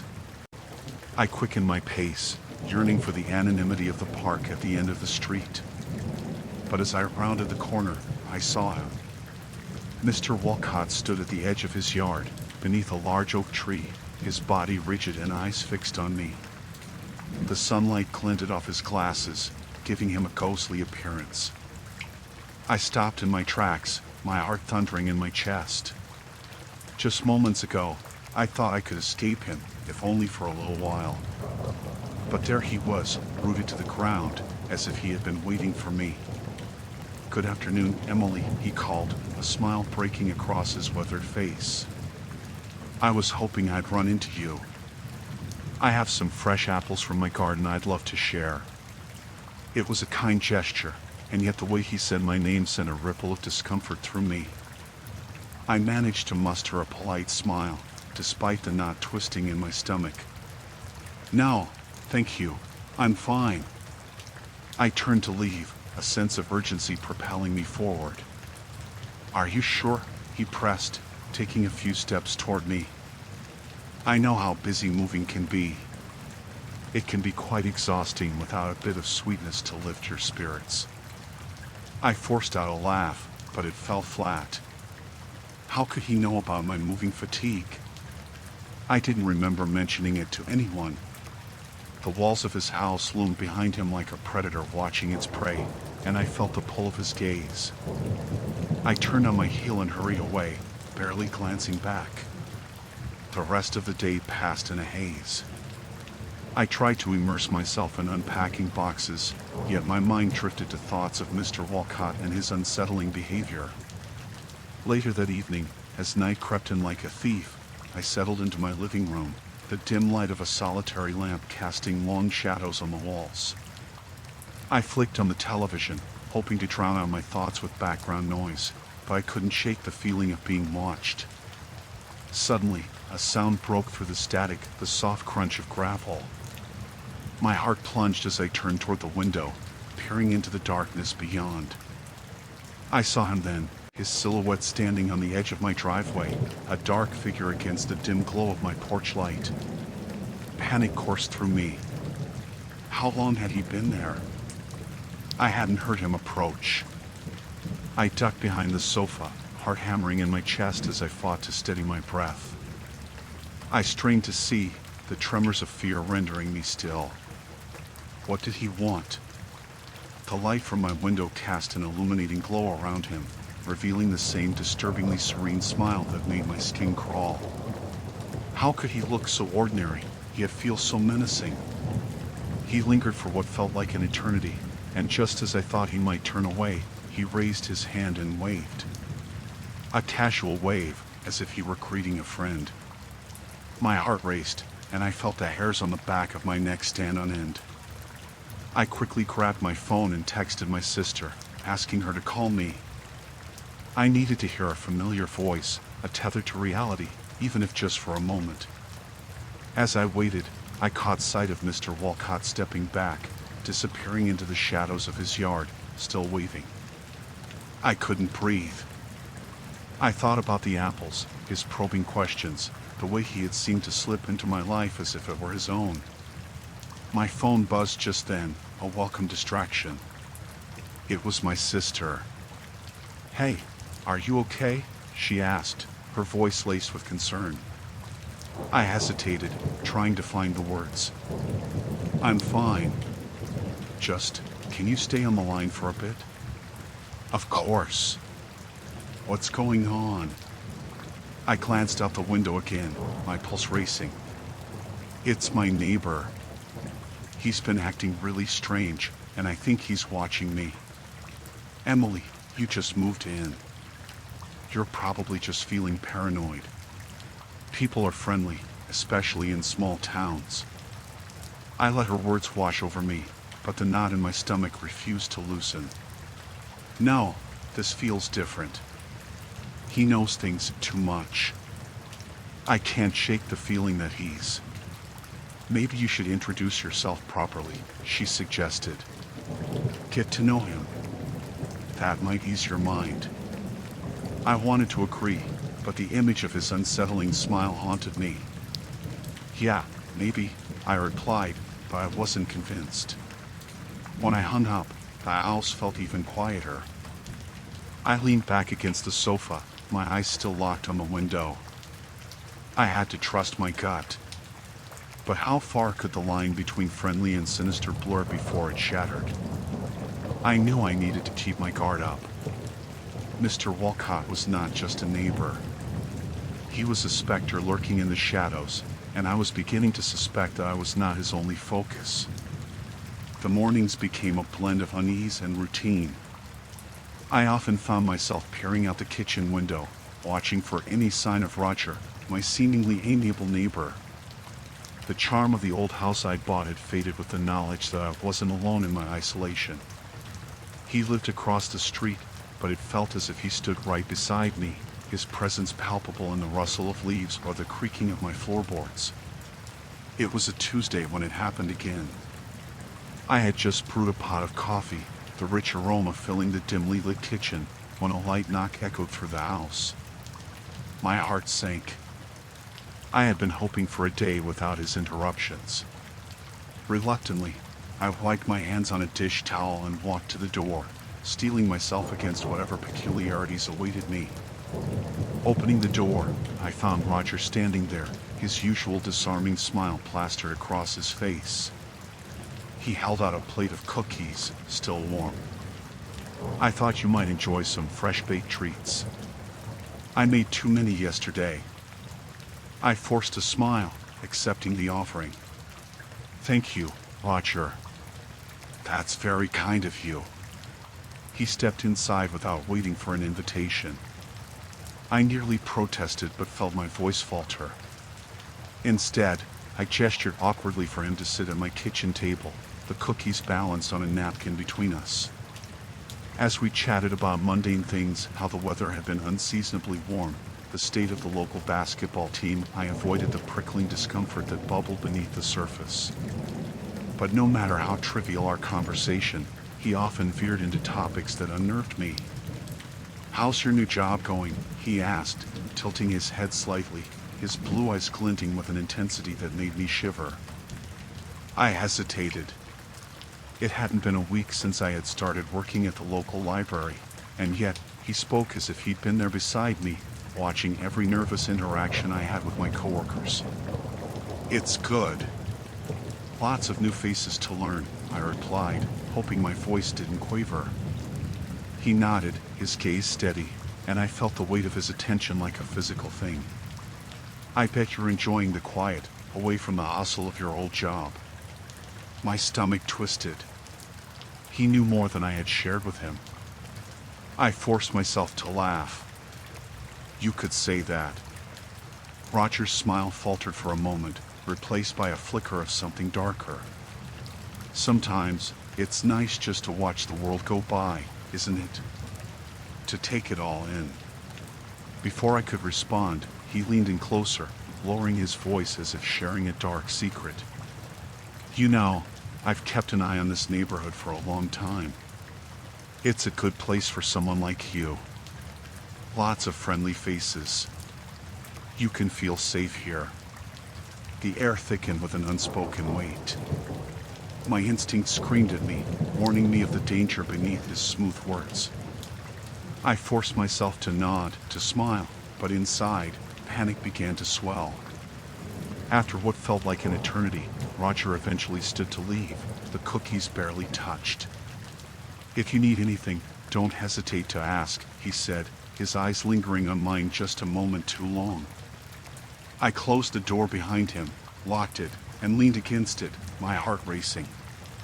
What did he mean by watching? I tried to brush the thoughts away, but the way he stood at my doorstep, casually invading my space, left a foul taste in my mouth. Days turned into weeks, and Roger's visits became more frequent.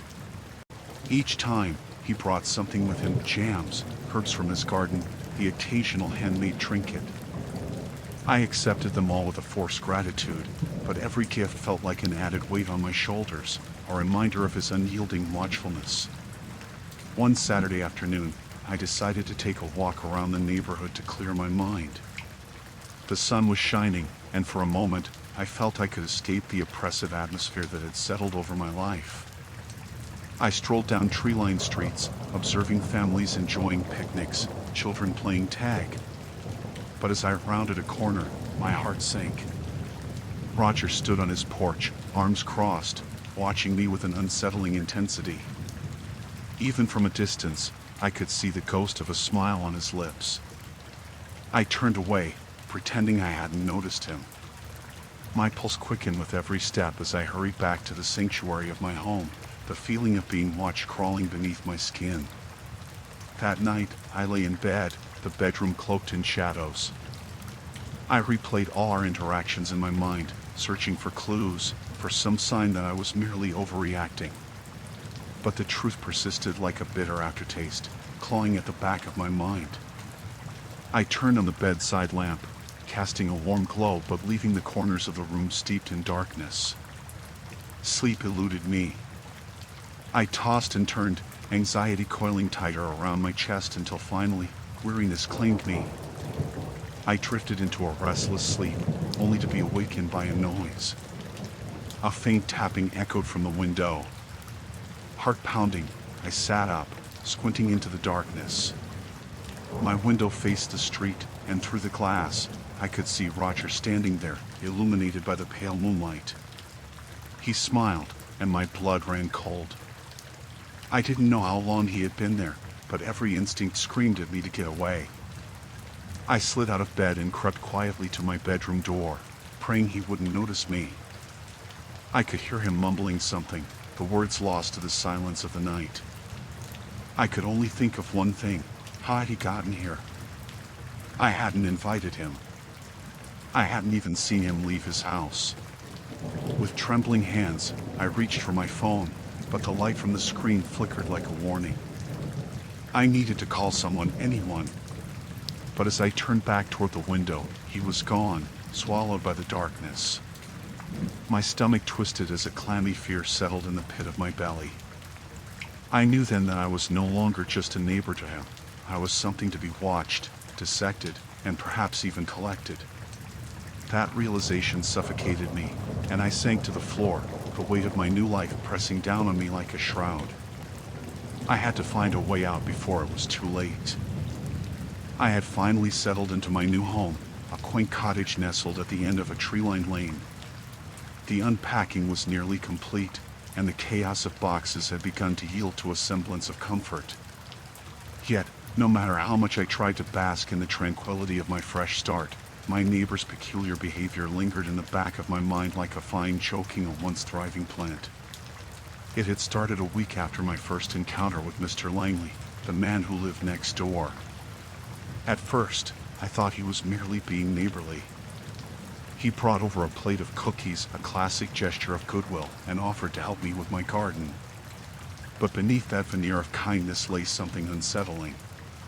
The day began like any other. The sun spilled through my kitchen window, casting a warm glow on the coffee I brewed, yet I could not shake the feeling of being watched. I dismissed the thought as anxiety, remnants of a life spent too long in a place that felt hostile. Deciding to shake it off, I stepped onto my porch to breathe in the fresh air, hoping to ground myself in the moment. As I leaned against the railing, I spotted Mr. Langley emerging from his house across the way. He stood on his porch, a warm smile spread across his face, a broom in hand. "Good morning, Claire," he called, his voice cheerful and nearly melodic. "Just tidying up a bit. How's the settling in?" "Good, thank you," I replied, forcing a smile. "Just getting to know the place." "Ah, yes. Lots of charm here. You'll love it once you've put your mark on it." He swept the broom across the porch, as if clearing away invisible debris and watching me at the same time. "I noticed you're a fan of succulents. The ones in your window are lovely." My heart sank. I hadn't mentioned my plans to anyone. It was a personal choice, one I reveled in, yet here he was, knowing details about my life without any invitation. "Ah, thanks," I stammered, my throat suddenly dry. I like to keep things green." He nodded, as if he understood some unspoken bond between us. The conversation was eerie, so I made a hasty excuse to retreat inside, my pulse racing. I leaned against the wall, attempting to steady my breathing. I had to put an end to whatever this was. I just needed to gather my thoughts. A few days later, as I sorted through boxes in the living room, I heard a light knock on my door. It was Mr. Langley again, an all too familiar smile plastered on his face. "Thought I'd drop by and see if you need anything," he said cheerfully, stepping over the threshold without an invite. I was taken aback but offered a weak smile. "I'm okay, really. Just unpacking."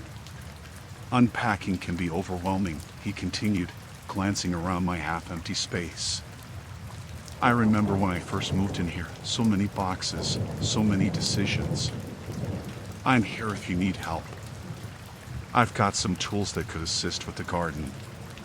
"Thanks, but I think I have it under control," I replied, trying to maintain a polite distance. His gaze lingered on a photo I had propped against a box, a picture of my late grandmother and me. "Your grandmother was a lovely woman. She had quite the knack for nurturing plants, just like you." I froze. How did he know about my grandmother? I had only mentioned her in passing to my parents a few weeks prior, and even then, in a way that didn't seem to stick in anyone's mind. "Yeah, she loved gardening," I managed, my voice firmer now, as I crossed my arms defensively. "But I really don't need help." Mr. Langley's smile faltered for the briefest moment, replaced by a flicker of something unreadable. Of course," he said, stepping back reluctantly. "Just thought I'd check in. You know where to find me." After he left, I locked the door and paced through my kitchen, a knot forming in my stomach. I sat down heavily at the table, my hands shaking. What did he want? Why did I feel like I was in the crosshairs of his scrutiny? My mind raced as I pieced together the last few encounters, each seemingly innocent yet laced with a creeping dread. That night, sleep eluded me. The shadows danced on the walls, whispering secrets I feared to hear. I had to confront Mr. Langley about his behavior, but how could I without sounding paranoid? I clutched my phone, the screen illuminated, yet the thought of reaching out to a friend for support felt pointless. They wouldn't understand the weight of a neighbor's gaze that bore down like a stone. The following evening, I resolved to be more cautious. I opted to keep the curtains drawn, a barrier against Mr. Langley's curious eyes. Yet, that very decision felt like a defeat, as if I was succumbing to fear. I was in the middle of making dinner when my doorbell rang again. My heart hammering in my chest, I briefly considered ignoring it. but curiosity and caution wrestled within me, and I eventually approached the door. Peeking through the peephole, I saw Mr. Langley standing there, hands clasped behind his back, the same patient smile on his lips. Taking a deep breath, I opened the door, forcing a smile. "Hello, Mr. Langley." "Evening, Claire." "I thought I'd bring over a little something I made," he said, presenting me with a small basket filled with what appeared to be homemade pastries. "Figured you might appreciate some dessert after a long day of unpacking." "Thank you, but," I hesitated, my instinct screaming for me to decline. "I really can't accept this." "Oh, it's nothing, really," he replied, tilting his head, that unnerving smile still intact. "I just wanted you to feel at home." I took the basket hesitantly, fingers brushing against his as I did. The contact sent chills through me. "I appreciate it, Mr. Langley, but please, I'd really like some space." His expression shifted slightly, a shadow crossing his features. "Of course, Claire. Just looking out for you. Neighbors should look out for each other, don't you think?" As he turned to leave, I felt a surge of dread wash over me. He knew more than he should, had taken an interest beyond mere neighborly concern. Watching, waiting, it felt like I was caught in a web, and he was the spider drawing me closer. After I closed the door, I leaned against it, my heart racing. I would have to find a way to protect myself, to reclaim my space. But as the night deepened around me, I couldn't shake the feeling that it was already too late. It was early evening when I returned home from work, the sky bruised with purples and oranges, blending into the deepening blues of twilight. I had almost forgotten the strange encounters with my neighbor, Mr. Winters, in the chaos of my day. As I fumbled with my keys, I tried to shake the unease from my mind, but it clung to me like a shadow. I stepped inside my house, the familiar scent of old wood and paint welcoming me.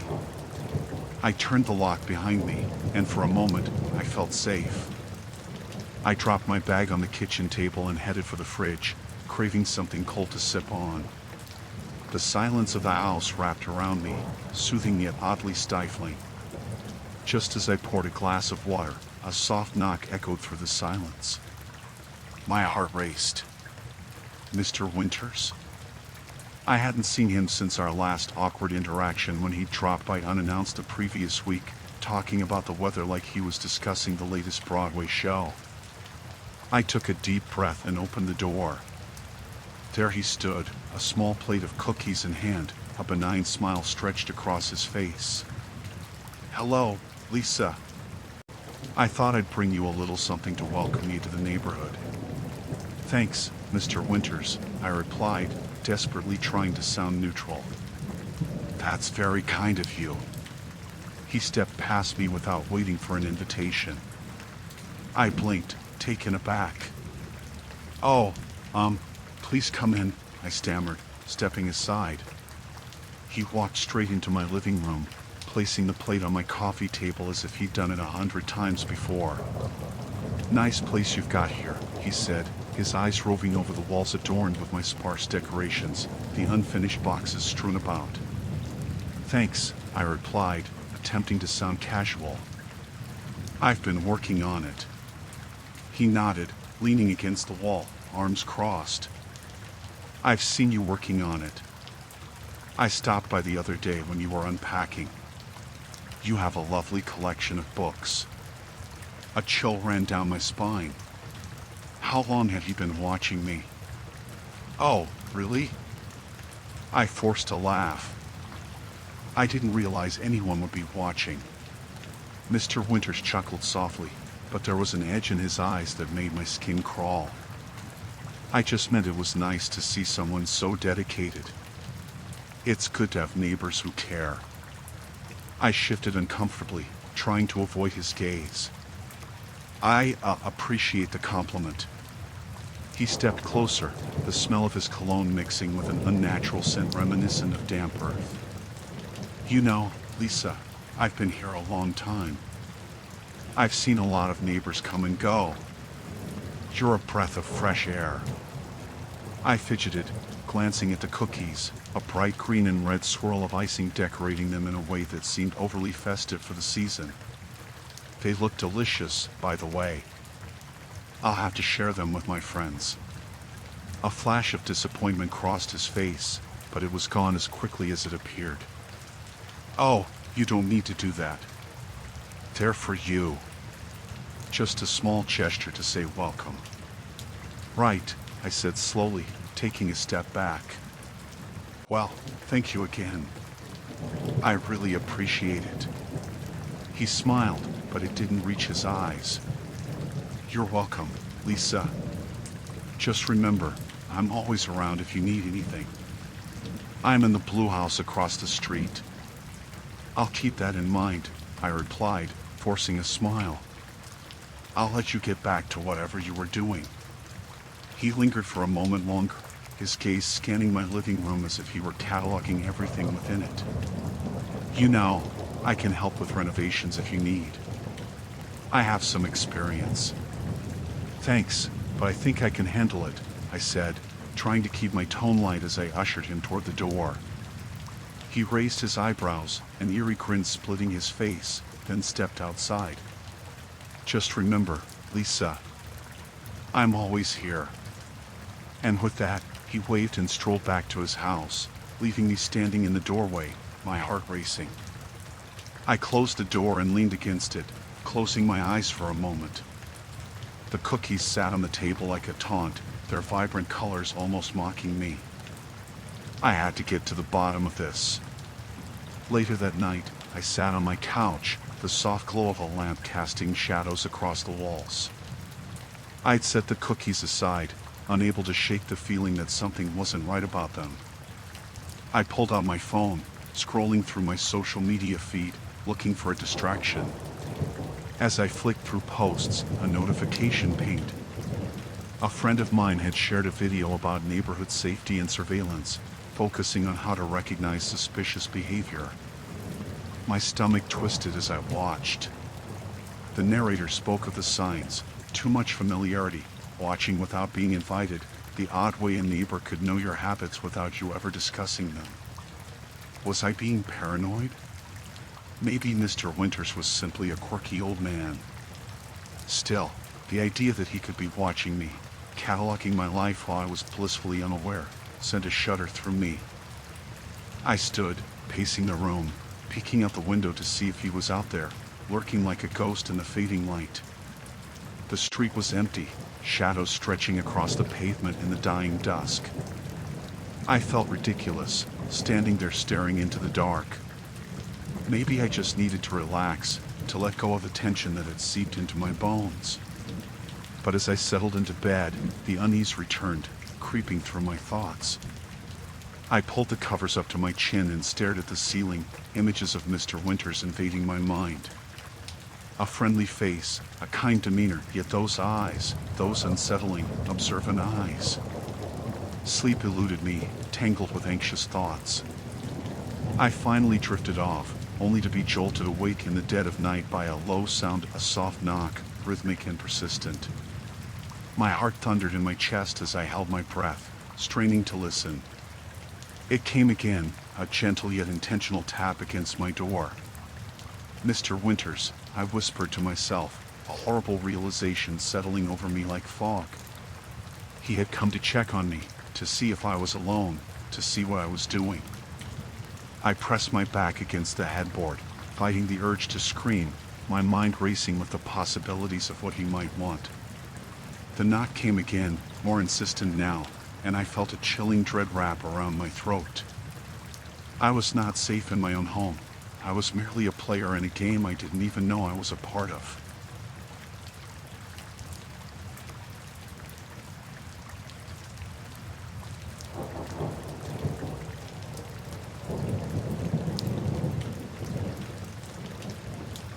Story 6, Chasing Shadows.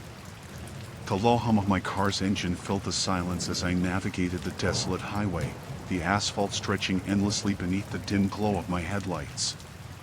It was just past midnight, and I had been driving for hours, leaving behind the chaos of my week, a job that never ceased to demand more, a life that felt trapped in routine.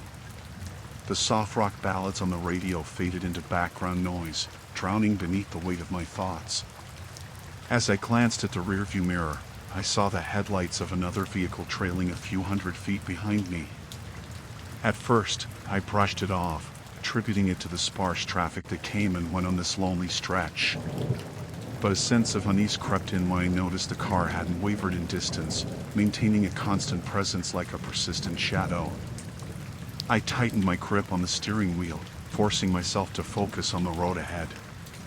The monotonous scenery blurred into a dark void, save for the occasional flicker of roadside reflectors. I turned the radio up, trying to shake off the discomfort that began to coil in my stomach. The headlights remained unwavering, comfortably close yet too distant to make out any details.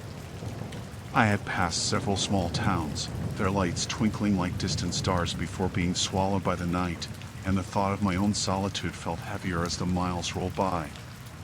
The highway stretched endlessly, a ribbon of black under a blanket of stars, and my anxiety began to morph into a tight knot of dread. I stole another glance in the mirror. The car behind me appeared to be an older model, perhaps a sedan, but the darkness obscured its color and features. A flash of silver caught my eye. Was it just the moonlight, or had I imagined it? The car was still there, and it felt like it was breathing down my neck, each mile growing heavier with tension.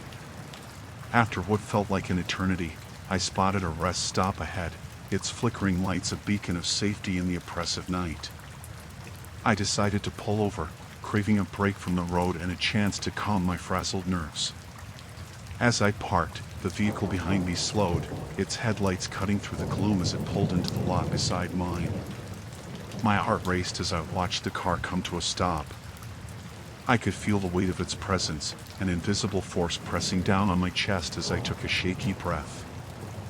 I caught my reflection in the rearview mirror, my wide eyes contrasting sharply with the comfortable darkness of the car's interior.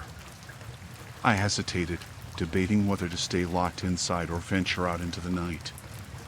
But the suffocating silence, broken only by the distant chirps of crickets, coaxed me into action. I unbuckled my seatbelt, reluctantly reached for the door handle, and stepped into the cool night air. The rest stop was eerily quiet, the vending machines hummed softly, and the glow of the overhead lights seemed unnaturally bright against the thick shadows. I glanced around, the tension in my shoulders easing slightly as I focused on the mundane bathroom signs, a desolate picnic table, and the distant sound of a car door slamming. But then my gaze shifted back to the car parked next to mine, and a chill ran down my spine.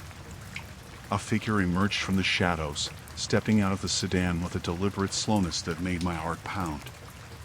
They wore dark clothing and a hood that obscured most of their face, but as they drew closer, I caught sight of a wide smile that felt almost too wide, stretching unnaturally across their face.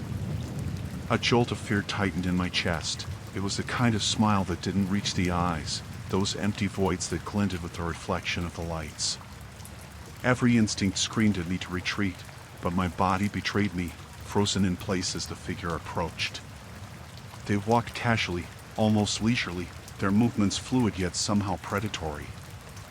I could hear the crunch of gravel beneath their feet, each step amplifying the dread that coiled tighter in my stomach.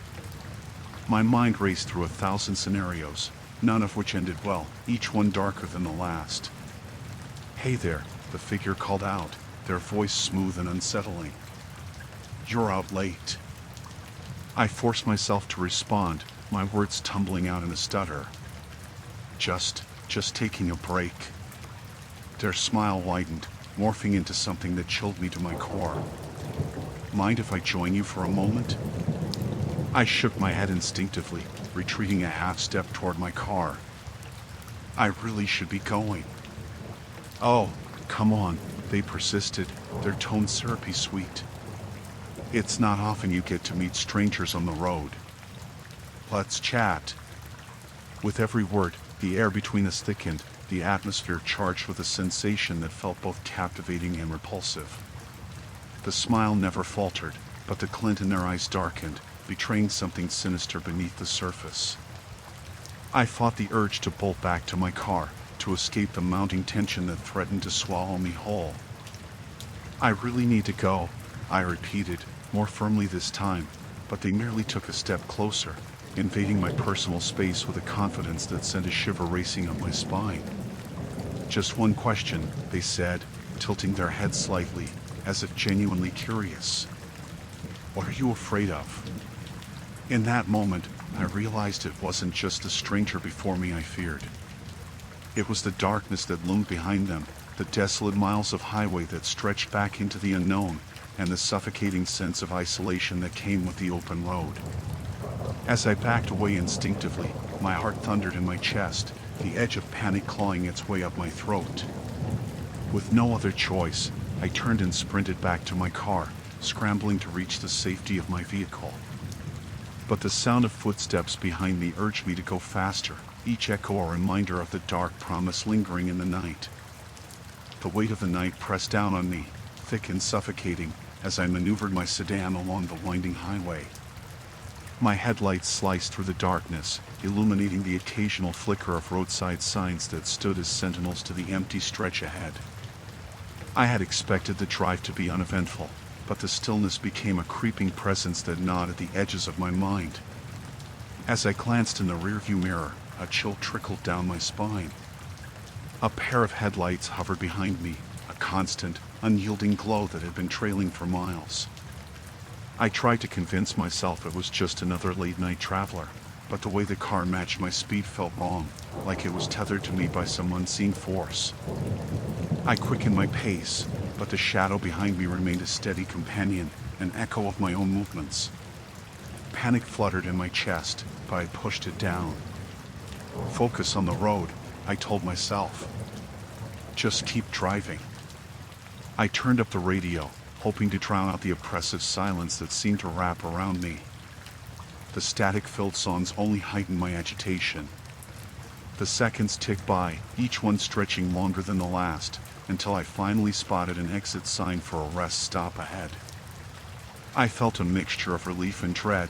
The thought of stopping felt like admitting defeat, yet the need to break away from the suffocating presence behind me was overwhelming. I pulled into the rest stop parking lot, feeling the car behind me hesitate before turning in as well. I parked under a flickering streetlight, my heart pounding. Peering through the windshield, I watched as the car slowed to a stop next to mine. My breath hitched when I saw the driver, a man.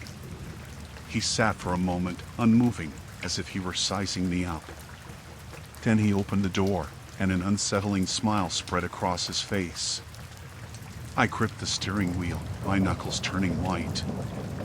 I should have driven off, but my body felt paralyzed. He took a few steps towards my car, the night swallowing any sound he made. The smile never left his face.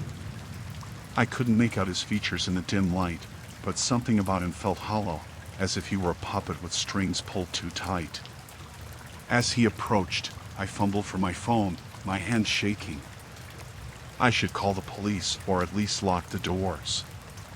My mind raced in a desperate search for a rational explanation, but logic faltered under the weight of my fear. He reached my passenger side, leaning down slightly to peer into the window, the smile stretching wider as if he found some hidden joy in my terror. "What are you doing out here all alone?" he asked, his voice smooth but laced with a disquieting amusement.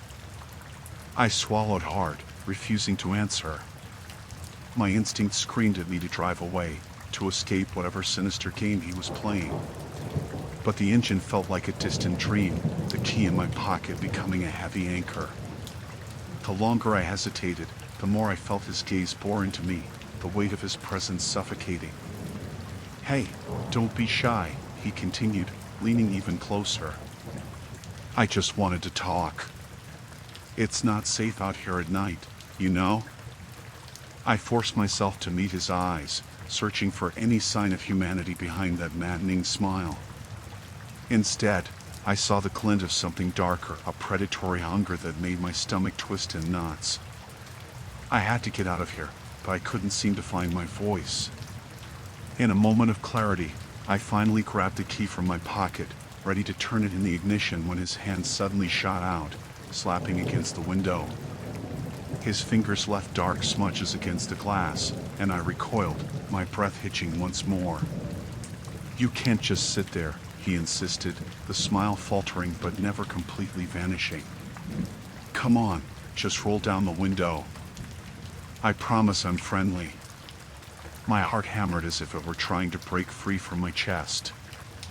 I couldn't look away from his face, the contrast of his eerie smile against the dim light striking me as surreal. "No," I said, my voice trembling. "I need to go." His expression darkened in an instant, the friendliness replaced by something raw and threatening. "You're making a mistake, sweetheart," he warned, standing upright again. His posture shifted, becoming predatory as he leaned closer to my door. "Trust me, it's better if you just cooperate." The warning sent me into a panic. I turned the key, but the engine sputtered hollowly. My stomach dropped when I realized it had stalled. My heart raced, and adrenaline kicked in. I had to act. I shoved my foot down on the gas pedal, but the car's reluctance only added to my dread. "Don't be foolish," he said with a sneer, the charming veneer evaporating to reveal a cruel intent. "You drive away now, and you'll regret it." Finally, the engine roared to life, and I slammed the gear into drive. I barely had time to look ahead before I pressed down hard on the accelerator. As I peeled away from the rest stop, I cast one last glance in the rearview mirror. He stood there, still smiling, a dark silhouette against the glow of the rest stop lights. The reassuring flicker of the streetlight dimmed behind me as the shadows swallowed him whole. I sped down the highway, heart racing, each turn of the wheels pushing me further from danger. But a new terror settled in my chest. This night wasn't over. Somehow, I knew he would follow. The headlights of the car behind me flickered in and out of focus as I drove further along the lonely highway. It was nearly midnight, and the sparse traffic had all but disappeared, leaving me encased in solitude under the heavy blanket of the dark sky. The rhythmic hum of the tires against the asphalt matched my heart's unsteady beat, echoing the anxiety that had settled in my chest ever since I noticed the car tailing me. At first, I thought nothing of it. Just a fellow traveler, perhaps. But as the miles stretched on, I couldn't shake the suffocating feeling of being pursued. The car, a dark, nondescript sedan, had maintained a steady distance, appearing and disappearing in the blur of my rearview mirror like a specter haunting my every move. Every time I glanced back, its headlights glowed ominously, a constant reminder that I was not alone on this empty stretch of road. I took a deep breath and tried to calm my nerves, adjusting the rearview mirror to get a better look. The driver behind me was just a shadow, obscured by the glare of the headlights. Still, the unease gnawed at me. I had read enough horror stories to know that a tailgater wasn't always benign. I clenched the steering wheel tighter, focusing on the road ahead.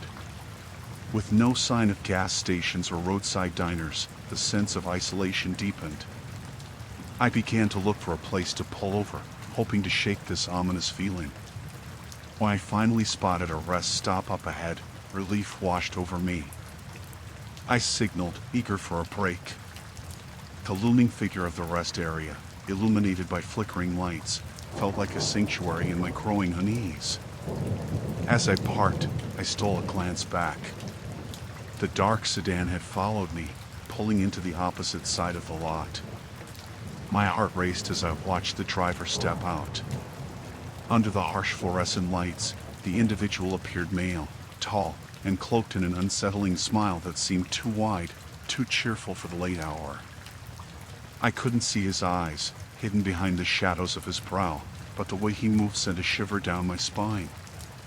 I forced myself to look away, grabbing my phone from the passenger seat, fidgeting with it as I considered my options. Should I call someone? The thought of being stranded in this desolate place gnawed at me. Outside, I could hear the soft crunch of gravel beneath his footsteps, each sound amplifying my trepidation. I watched through the windshield as he began to approach my car, his gait casual yet deliberate. It was unnervingly calm, an inappropriate contrast to my fraying nerves. The rest stop was empty, devoid of other travelers who might have provided safety in numbers. I felt utterly alone, a vulnerability that clung to me like a shroud. I contemplated starting the engine and driving off, but something rooted me to my seat. It was as if my body wanted to confront what was happening, as if I needed to understand the source of my fear. Perhaps he was just an overeager traveler, I thought. Yet, the instinct of survival screamed at me to flee. As he reached my window, he paused, leaning against the side of my car. The smile remained plastered on his face, broad and unsettling. "Hey there," he called, his voice smooth. "Fancy a little chat?" I opened my mouth to respond, but no words came out. Instead, I opted for silence, my heart thumping wildly against my rib cage. I gripped the steering wheel, feeling the tension in my hands. "Long night, huh?" he continued, as if initiating a friendly conversation.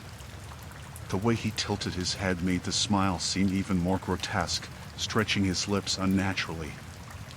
"I'm just looking for someone to share the road with. It gets lonely out here." My mind raced, scanning for an escape route. Fear flooded my system. "I'm fine, thank you," I finally managed to say, my voice shaky and unconvincing. I ate to drive away, but the realization hit me like a punch. My keys were still in the ignition. I couldn't just start the car with him standing right there. He straightened up, his smile faltering for just a moment. "You shouldn't be out here all alone." "It's dangerous," he said, his tone shifting to something more sinister. The words were casual, but the way he said them sent chills racing up my spine. "You never know what might happen on the road." My mind raced. I had to act. I couldn't let him find me vulnerable. I took a deep breath, my fingers brushing against the gear shift, contemplating making a break for it. Suddenly, he leaned closer, his face inches from the glass, his expression morphing into something darker. "Why don't you let me in?" he suggested, the smile returning, but now it felt malevolent. He reached for the door handle, and instinct kicked in. The initial shock of his sudden closeness awakened a primal fear.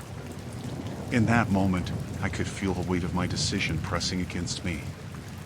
I slammed the car into reverse, my foot slamming the accelerator without a second thought. The tires squealed against the gravel as I shot backward, narrowly missing him. I glanced back in time to see him stumble, a look of surprise flashing across his face, before I swung the wheel and tore out of the rest stop, my heart racing faster than the car itself. The road felt like a lifeline, and as the headlights of his car receded in my rearview mirror, a breath caught in my throat, a mix of relief and dread. I drove on, the landscape blurring past, but a chilling realization settled in: this wasn't over. The darkness of the highway stretched endlessly ahead, and somewhere behind me, he was still there, waiting, and perhaps he wouldn't be content to let me go this time. The quiet hum of my engine was the only sound that accompanied me as I drove along the desolate stretch of highway. The moon hung high in the starless sky, casting ghostly shadows through the trees that bordered the road. It was nearly midnight. The air inside my car felt thick with the sensation that I was utterly alone, a feeling both comforting and unnerving at once. I had been driving for hours, my eyes straining against the fatigue that threatened to creep in. As I rounded a bend, I caught a glimpse of headlights in my rearview mirror. They flickered for an instant before the car settled behind me, the glow intensifying as it seemed to latch onto my bumper like a shadow. I brushed it off at first, chalking it up to another weary traveler, perhaps a trucker or someone else sharing this lonely road. But as the miles dragged on, the headlights remained fixed, unwavering in their pursuit. With every passing mile, I felt a sinking dread pooling in my stomach. My foot hovered over the brake as I glanced at the clock. It was too late for this. I needed to stop, to breathe, to shake off the unease that clung to me like a wet blanket. Off in the distance, I spotted a rest stop illuminated by harsh white lights, and I decided that I would pull in, if only to break the spell of this unwanted tailgater. The tires crunched against gravel as I parked beneath the flickering overhead lights, momentarily blinding myself as I shifted gears to turn off the engine. I took a deep breath, the sound of the car engine fading into an echoing silence. As I looked in the rearview mirror, I saw the other vehicle pull in beside me, its headlights cutting off abruptly, leaving only the dull glow of the overhead lights. My heart raced as I scanned the inside of the car. A middle-aged man sat behind the wheel, his face obscured by shadow. I peeled my gaze away, convincing myself it was just a coincidence. But as I opened the car door and stepped out, my instinct screamed at me. The man had emerged too, his silhouette looming large against the stark lighting of the rest stop. I forced myself to walk slowly, to seem casual. It wasn't like I was in any real danger, right? Yet the smile that spread across his face as he approached felt anything but reassuring. His teeth glinted in the light, a sickly white that contrasted starkly against his sun-kissed skin. "Hey there," he called out, his voice slicing through the stillness. I forced a smile in return, though my gut twisted at the sight of him. "You lost?" he asked, leaning against the side of my car. "Just taking a break," I replied, my voice steadier than I felt. I could feel the weight of his gaze, assessing and predatory. Where had he come from? Had he followed me the entire way? "Late night drive, huh?" he continued, unfazed by my discomfort. "Ain't safe to be out on these roads alone. You know that, right?" I nodded, wishing I could retreat into the safety of my car. I cast a glance toward the lot, desperate for any sign of other travelers, but the rest stop was as empty as before. Just the two of us in this vast expanse of darkness. "What brings you out here?" he asked, edging closer, his smile now stretching unnaturally wide. I was sure he could see the panic creeping into my expression, and it fed his delight. I was visiting family," I stammered, suddenly feeling small under his scrutiny. The lie rolled off my tongue poorly, and I wondered if I could simply walk away. "Family's a good reason to be out. But I wonder if they'd be worried about you driving all alone," he said, tilting his head with a faint curiosity. My stomach churned at the suggestion that he somehow knew more about me than I had let on. "I should get going," I mumbled, readying myself to retreat to the safety of my vehicle. But before I could make my move, he stepped closer, his presence overwhelming. "You shouldn't drive too long without a companion, you know. This stretch has been known to be dangerous." At that moment, the weight of his words sank deep into my bones. The stories seeped into my mind, ghosts of tales I had heard long ago about travelers who vanished on these deserted roads, victims of misfortune or something darker. I felt a chill run down my spine as I met his gaze, the unsettling smile still plastered on his face, a predator closing the distance. "I really should go," I said, my voice cracking slightly. "Wait," he said, and I could hear the thinly veiled insistence laced in his tone. "You don't want to drive while you're anxious. Why don't you let me keep you company? Just until you're calm again." The words dripped with implication, the smile now uncomfortably wide, the glint in his eyes revealing a hunger beneath the surface. I felt trapped, ensnared in his gaze, my heart pounding a desperate rhythm in my chest. The moment dragged on, stretching itself into eternity as I weighed my options, and the sinking feeling of dread festered. I turned toward my car, hoping to put some distance between us, but he followed, undeterred. I could hear the gravel crunch beneath his feet, and my breath quickened as I scrambled for my keys, searching for an escape route. "Please," I said, forcing the word out with urgency. "I need to go." But the man merely chuckled, a low sound that resonated through the vast emptiness of the night. "You really think you can run away from me?" With a surge of panic, I turned and unlocked my door, the sound of the click echoing like a warning bell. He reached out, his hand brushing against my arm, and for a fleeting moment, I felt the cold grip of fear wrap around me like a vice. I jumped into the driver's seat, slamming the door shut behind me, locking it as I fumbled with the ignition. But time seemed to stretch infinitely as I glanced up to see him still standing there, a grotesque grin plastered across his face, eyes gleaming with something dark and hungry. As the engine roared to life, I tore out of the rest stop, tires screeching against asphalt, leaving behind the figure of a man whose smile twisted into something sinister as the lights of the rest stop faded into the distance. I drove faster than I ever had before, desperate to escape the demon that had tainted my night. But even as I sped away, I felt the insidious remnants of his gaze lingering like a shadow on my mind, one that would haunt me for nights to come. The night stretched endlessly, a vast canvas painted in deep blues and blacks, dotted with the occasional glow of distant stars. I had been driving for hours, each mile marker blurring into the next as fatigue gnawed at my senses. I was alone on the highway, just me and the darkened stretch of road that felt more like a tunnel than a path home. It was around 2 in the morning when I first noticed the headlights creeping up behind me. At first, it was a harmless presence, a flickering light in my rearview mirror that didn't seem threatening.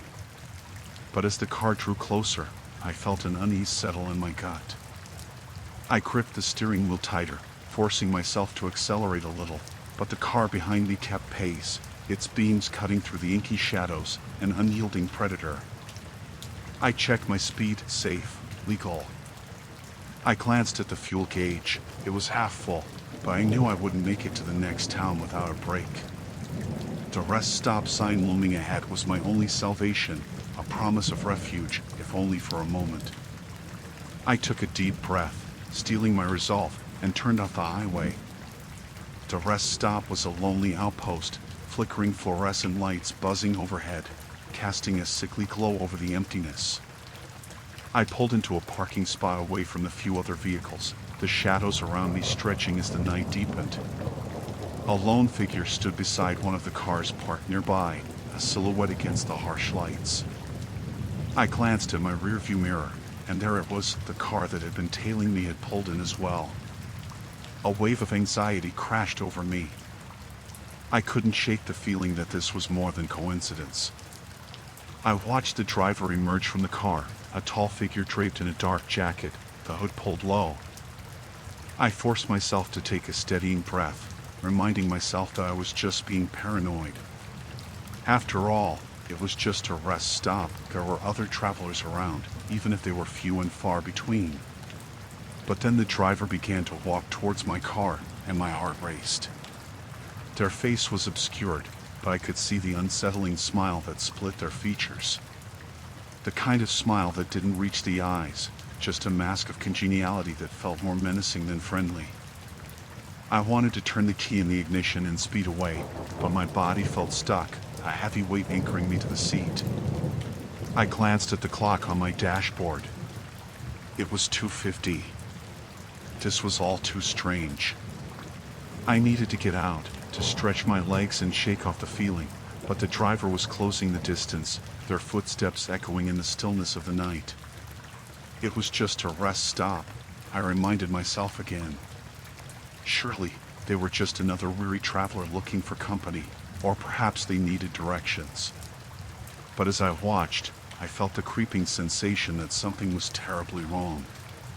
Before I could decide what to do, they reached my window, their breath visible in the cold air. I locked eyes with the figure, and it was then I truly saw the smile, but there was no warmth in it, only an unsettling intensity. My heart thudded violently in my chest. "Hey there," the driver said, their voice laced with an almost cheery tone that sent a shiver down my spine. "Nice night for a drive, isn't it?" I didn't respond. I couldn't. Where were the other travelers? I'd seen a couple of cars in the lot, but I felt isolated now, as if the rest of the world had vanished. My instinct screamed at me to drive away. "Are you okay?" They pressed, taking a step closer, their face finally emerging from the shadows. It was a face I would not forget, too gaunt, too eager. but it was the glint in their eyes that truly terrified me. I'm fine, I stammered, my voice barely a whisper. Just taking a break. The smile widened, as if my words thrilled them. You shouldn't be here alone. It's dangerous out here. They leaned closer, their breath fogging up the window. What if something happened? I shifted in my seat, reminded of the stories I'd heard about hitchhikers and bad encounters. I had heard too many tales to let this stranger get too close. I couldn't trust them. I'll be on my way soon, I managed, my voice steadier this time. Why not just stay a while? They placed a hand on the window, almost playfully, but the gesture felt threatening instead. We could talk. Lots of interesting things happen out here at night. I felt a rush of panic, my instincts flaring. With shaky hands, I reached for the gear shift, preparing to drive away, but the driver moved in closer, their face illuminated by the harsh lights above. There was something off about their features, something that made my skin crawl. Wait, they said, their smile faltering ever so slightly as if they were suddenly aware of the fear radiating from me. You don't know me yet. Exactly, I shot back, my heart racing. I pressed the button to lock the doors, the mechanical click sounding deafening in the silence. The stranger's smile twisted, revealing teeth that looked too sharp, too eager. Don't be like that. I just want to help. They leaned against the car, unfazed by my clear discomfort, their voice now low and conspiratorial. You don't want to be out here all alone, do you? I knew I had to leave, had to get away from this predatory presence. I glanced around, searching for anyone else, but the lot felt eerily empty. Taking a chance, I slammed my foot on the gas, the tires squealing as I fled, the figure in my rearview mirror shrinking into the shadows. As I sped back onto the highway, I didn't dare look back. The darkness enveloped me, but the fear clung to my skin, a chilling reminder of the night I could never forget.